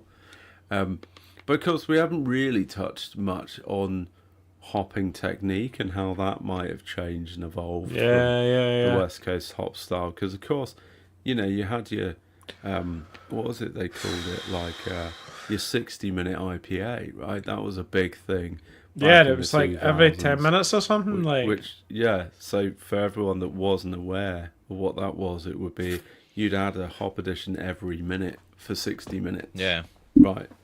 That was the extreme version, wasn't it? Literally every minute on the minute. It was. So you might be adding 2 grams of hops every minute, which was, I swear that was probably more of a homebrew based idea than it probably was a commercial idea. Well, it was from a Dogfish Head beer that was literally called 60-minute IPA, wasn't it? I don't know whether they literally did it every minute or... I mean, they might have started the idea. The homebrewers definitely took it to the nth degree, I think. But you'd definitely be like layering. Yeah, there you go, 60-minute IPA right there. What's the hopping schedule? Do they literally say like add... more than 60 hop additions? There must be. What was it? It started boil, Chinook, Amarillo, Chinook for the last 30 minutes, Amarillo, Cascade. Then 7 grams each of Amarillo every 5 minutes until the 1 hour is up. Fuck's sake. All right, so every 5 minutes. So you're trying, like, what I think they were trying to do was like really layer in as much flavour as they could by adding hot side additions throughout the boil, which there's arguably, and we've talked a lot about this in the past, like a lot of value in exploring that idea about how you can add different flavours through using hot side. Whereas I think on the new, like the more modern side, is typically you might be going for like more like a large bittering addition, maybe something hot side at like 10, 15, 10, 5 minutes, maybe 20. Bigger whirlpool. Andy, you said the other night, like old school IPAs, West Coast IPAs tended to like maybe lean more into the hot side whirlpool, less so cold side whirlpool. Oh yeah, so less dry. So there was like, if you look at the dry hopping of IPAs, it was like for a 5 gallon batch, it was like max 80 grams was like your and your dry hops were way smaller. Like I think the overall hopping rate just generally was much more restrained, right? So. But it was all loaded. I think it was all loaded into the hot side, and then we didn't do whirlpools back then either. We did like flame outs, so it'd be like so it'd be a flame out edition. But it was like it was like wearing it. It'd be pretty common nowadays to see beers that, in some cases have no bittering addition whatsoever, even for probably modern West Coast IPAs. But Chicky, me and you went through this. I remember us discussing this in the past where we were like, we went back to putting something in that 10-minute boil, sort of like, because it was that sort of, if you just went all whirlpool, it was like this sort of flabbiness. It was just like you were losing this sort of like the oil. And from the very beginning of like me doing home brewing, some of the best beers that I've ever made have been the ones where I've had like.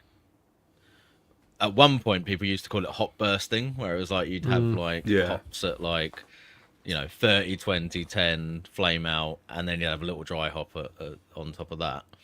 And I still feel like beer. I don't tend to do that.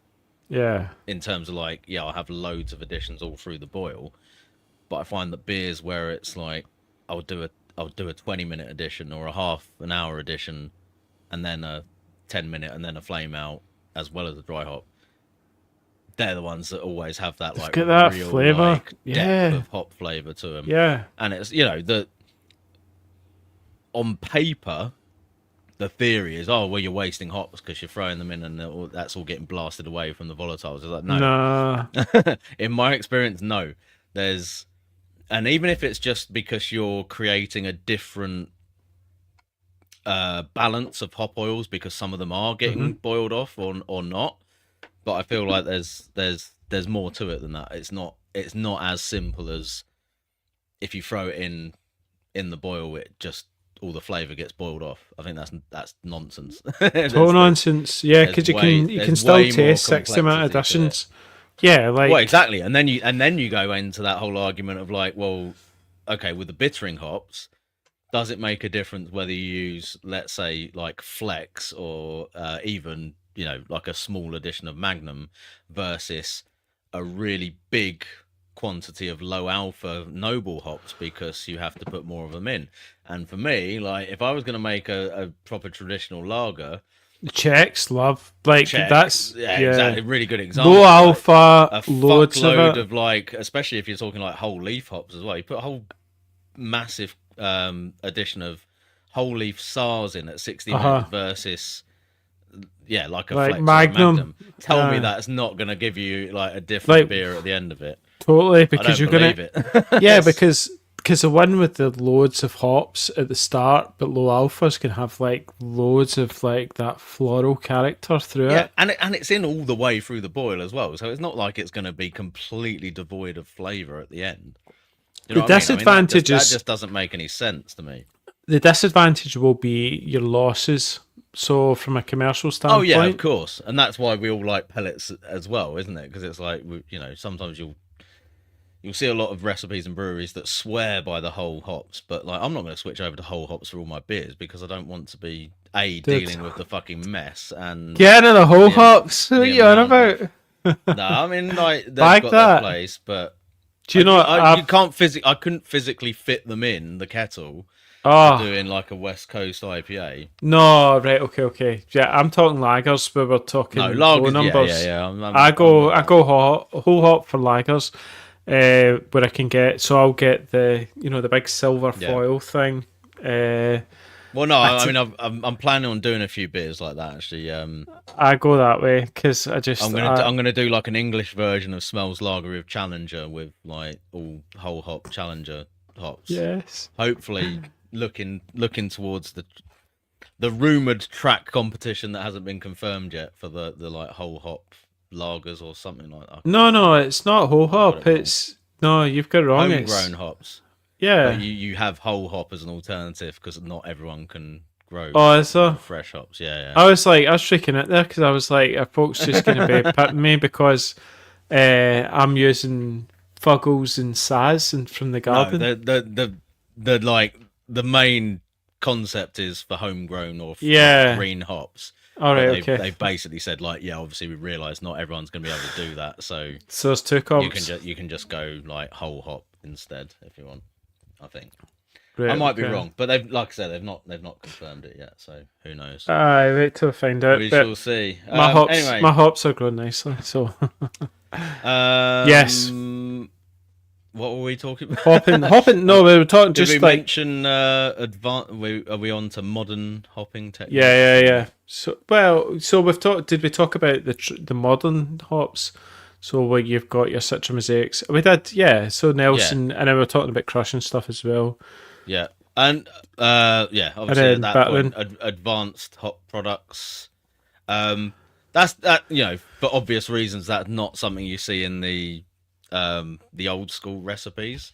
That's No. not to say that you can't do your own interpretation of an old school IPA with modern hop products, but it's definitely something you tend to see more of in the the newer takes on it.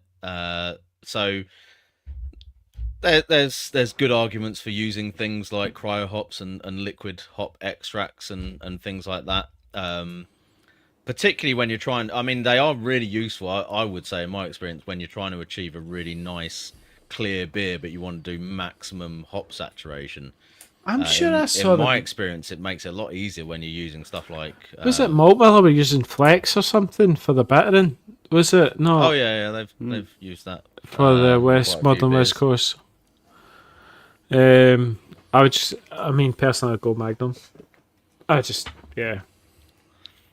I've used Flex a few times, but I think Magnum is my preference personally Magnum, as well. pellet Magnum's just great. Yeah. But no, I do think for the modern take on West Coast IPAs, Spectrum and cryo hops and things like that can help you in terms of if you're upping looking- the flavour. If you really want that like resinous like If you want to Yeah. drink pure resin, add it Two straight to the packs. keg, 2 yeah. packs, was it? Do the Chris method. Or do 2 packs right at the end of fermentation. Yeah. Oh yeah. Don't read the instructions. Do you guys Fuck remember that? He did that. What was it, a black IPA or something he did with the 2 packs of, and it was like 2 packs of Spectrum. No bueno. no bueno. Not good. Not Yeah. good. So look, guys, we're gonna have to wrap this up. And I think what would be good is if we could give guys some suggestions on appropriate recipes Yeah. as homebrewers to go and check out, like ones that we've brewed and we've gone, yeah, like those are real bangers. So I don't know, maybe There's- give one or two old school, new school. Yeah. What do you reckon? And where Uh, can you find them as well? Whoa.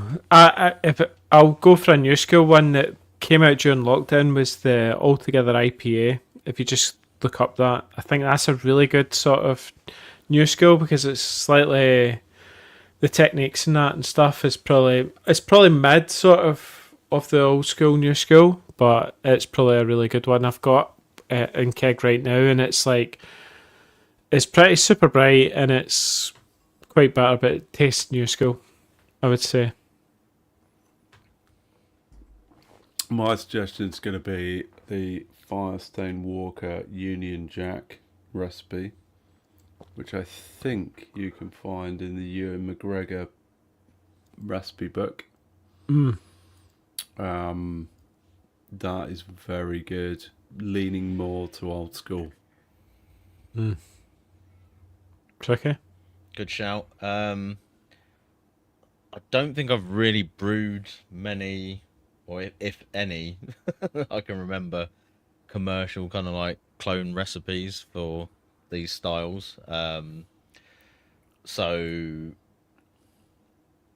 with the I mean, just based on what other people have done that I've tried, I think the Two Hearted clone Yeah. recipe Great shout. I've done that. is a really good option. I have tried It's got a name. other people's versions of it. Yeah, it's all Centennial in it. So yeah, that's on the Malt Miller. They've got a kit for that. It's all That's Centennial. cool. Having tried another all Centennial beer tonight, I remember why all Centennial beers work So good. well. Yeah. And other than that, yeah, I mean, I'm a big fan of the sort of crossover styles with West Coast Russian pilsners River and stuff Blind like that. Pig. Oh yeah, Blind Pig is another one actually. Blind Pig, that's a shout because that's in the been new sent modern that by modern homebrewer Baggers, haven't book. we? Which was amazing. But I'm a big fan of the sort of crossover styles with the West Coast pilsners and things like that. And yeah, got a couple of videos on those sort of styles of beers that you can go and check out. But yeah, other than that, I mean, I think generally speaking, for a modern West Coast IPA, just fucking go like straight pilsner malt, like West Coast ale yeast, and smash a load of hops in late, and you're golden. Really, Go nuts. Yeah. it's pretty straightforward actually in terms of recipe Centennial, design go for to those. yes, And maybe. don't be scared of the IBUs, because I always sort of like, you go in, do the recipe and go, oh, 70 IBUs. No, that's going to be undrinkable. But don't go too actually- big.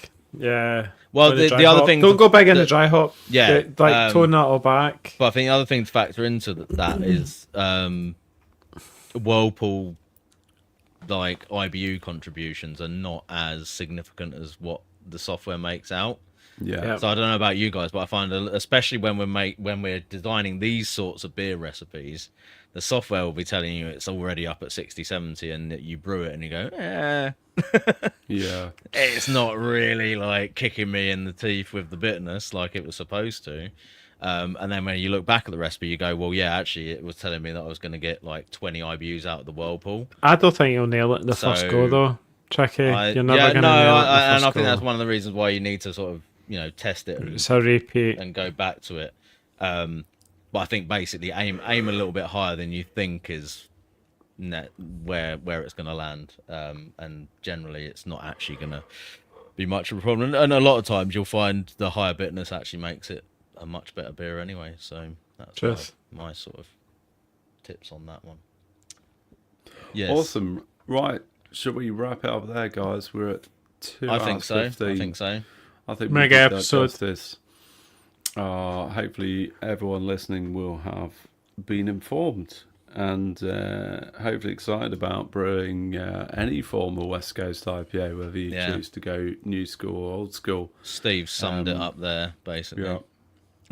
Well, Brown 87. Very much Maybe I on the need to try new school Brown front. 87. No, get on it. Give it a whirl. Awesome. Pilsner, Centennial, Right, Brown 87. we're going to chuck out a invite for anyone that wants to join the after party. I'm going to post that in the chat now for our live listeners. Otherwise, I will put that on Discord as well for our Patreons. Just to note also, there's lots of good West Coast IPA recipes on our Patreon recipe section. For anyone who would like to join our Patreon, come on over to patreon.com/the Hop Edition podcast. Come join us there. We've got an awesome community going on. Discord. Yeah. On Discord, which is great fun. Sharing lots of new ideas, lots of really good advanced techniques. And obviously lots of recipes there as well. So if that sounds like something you'd like to get involved in, swing over to patreon.com/the Hop Edition podcast. Otherwise, I think it's a good night. Yep. It was a good one. Cheers, lads. 7% beers of yeah. I think we've survived, I think, but yeah. Could go wrong on the after. Just Happy days. Right. Adios, people. still alive. Right. Cheers. Bye, everybody. Bye.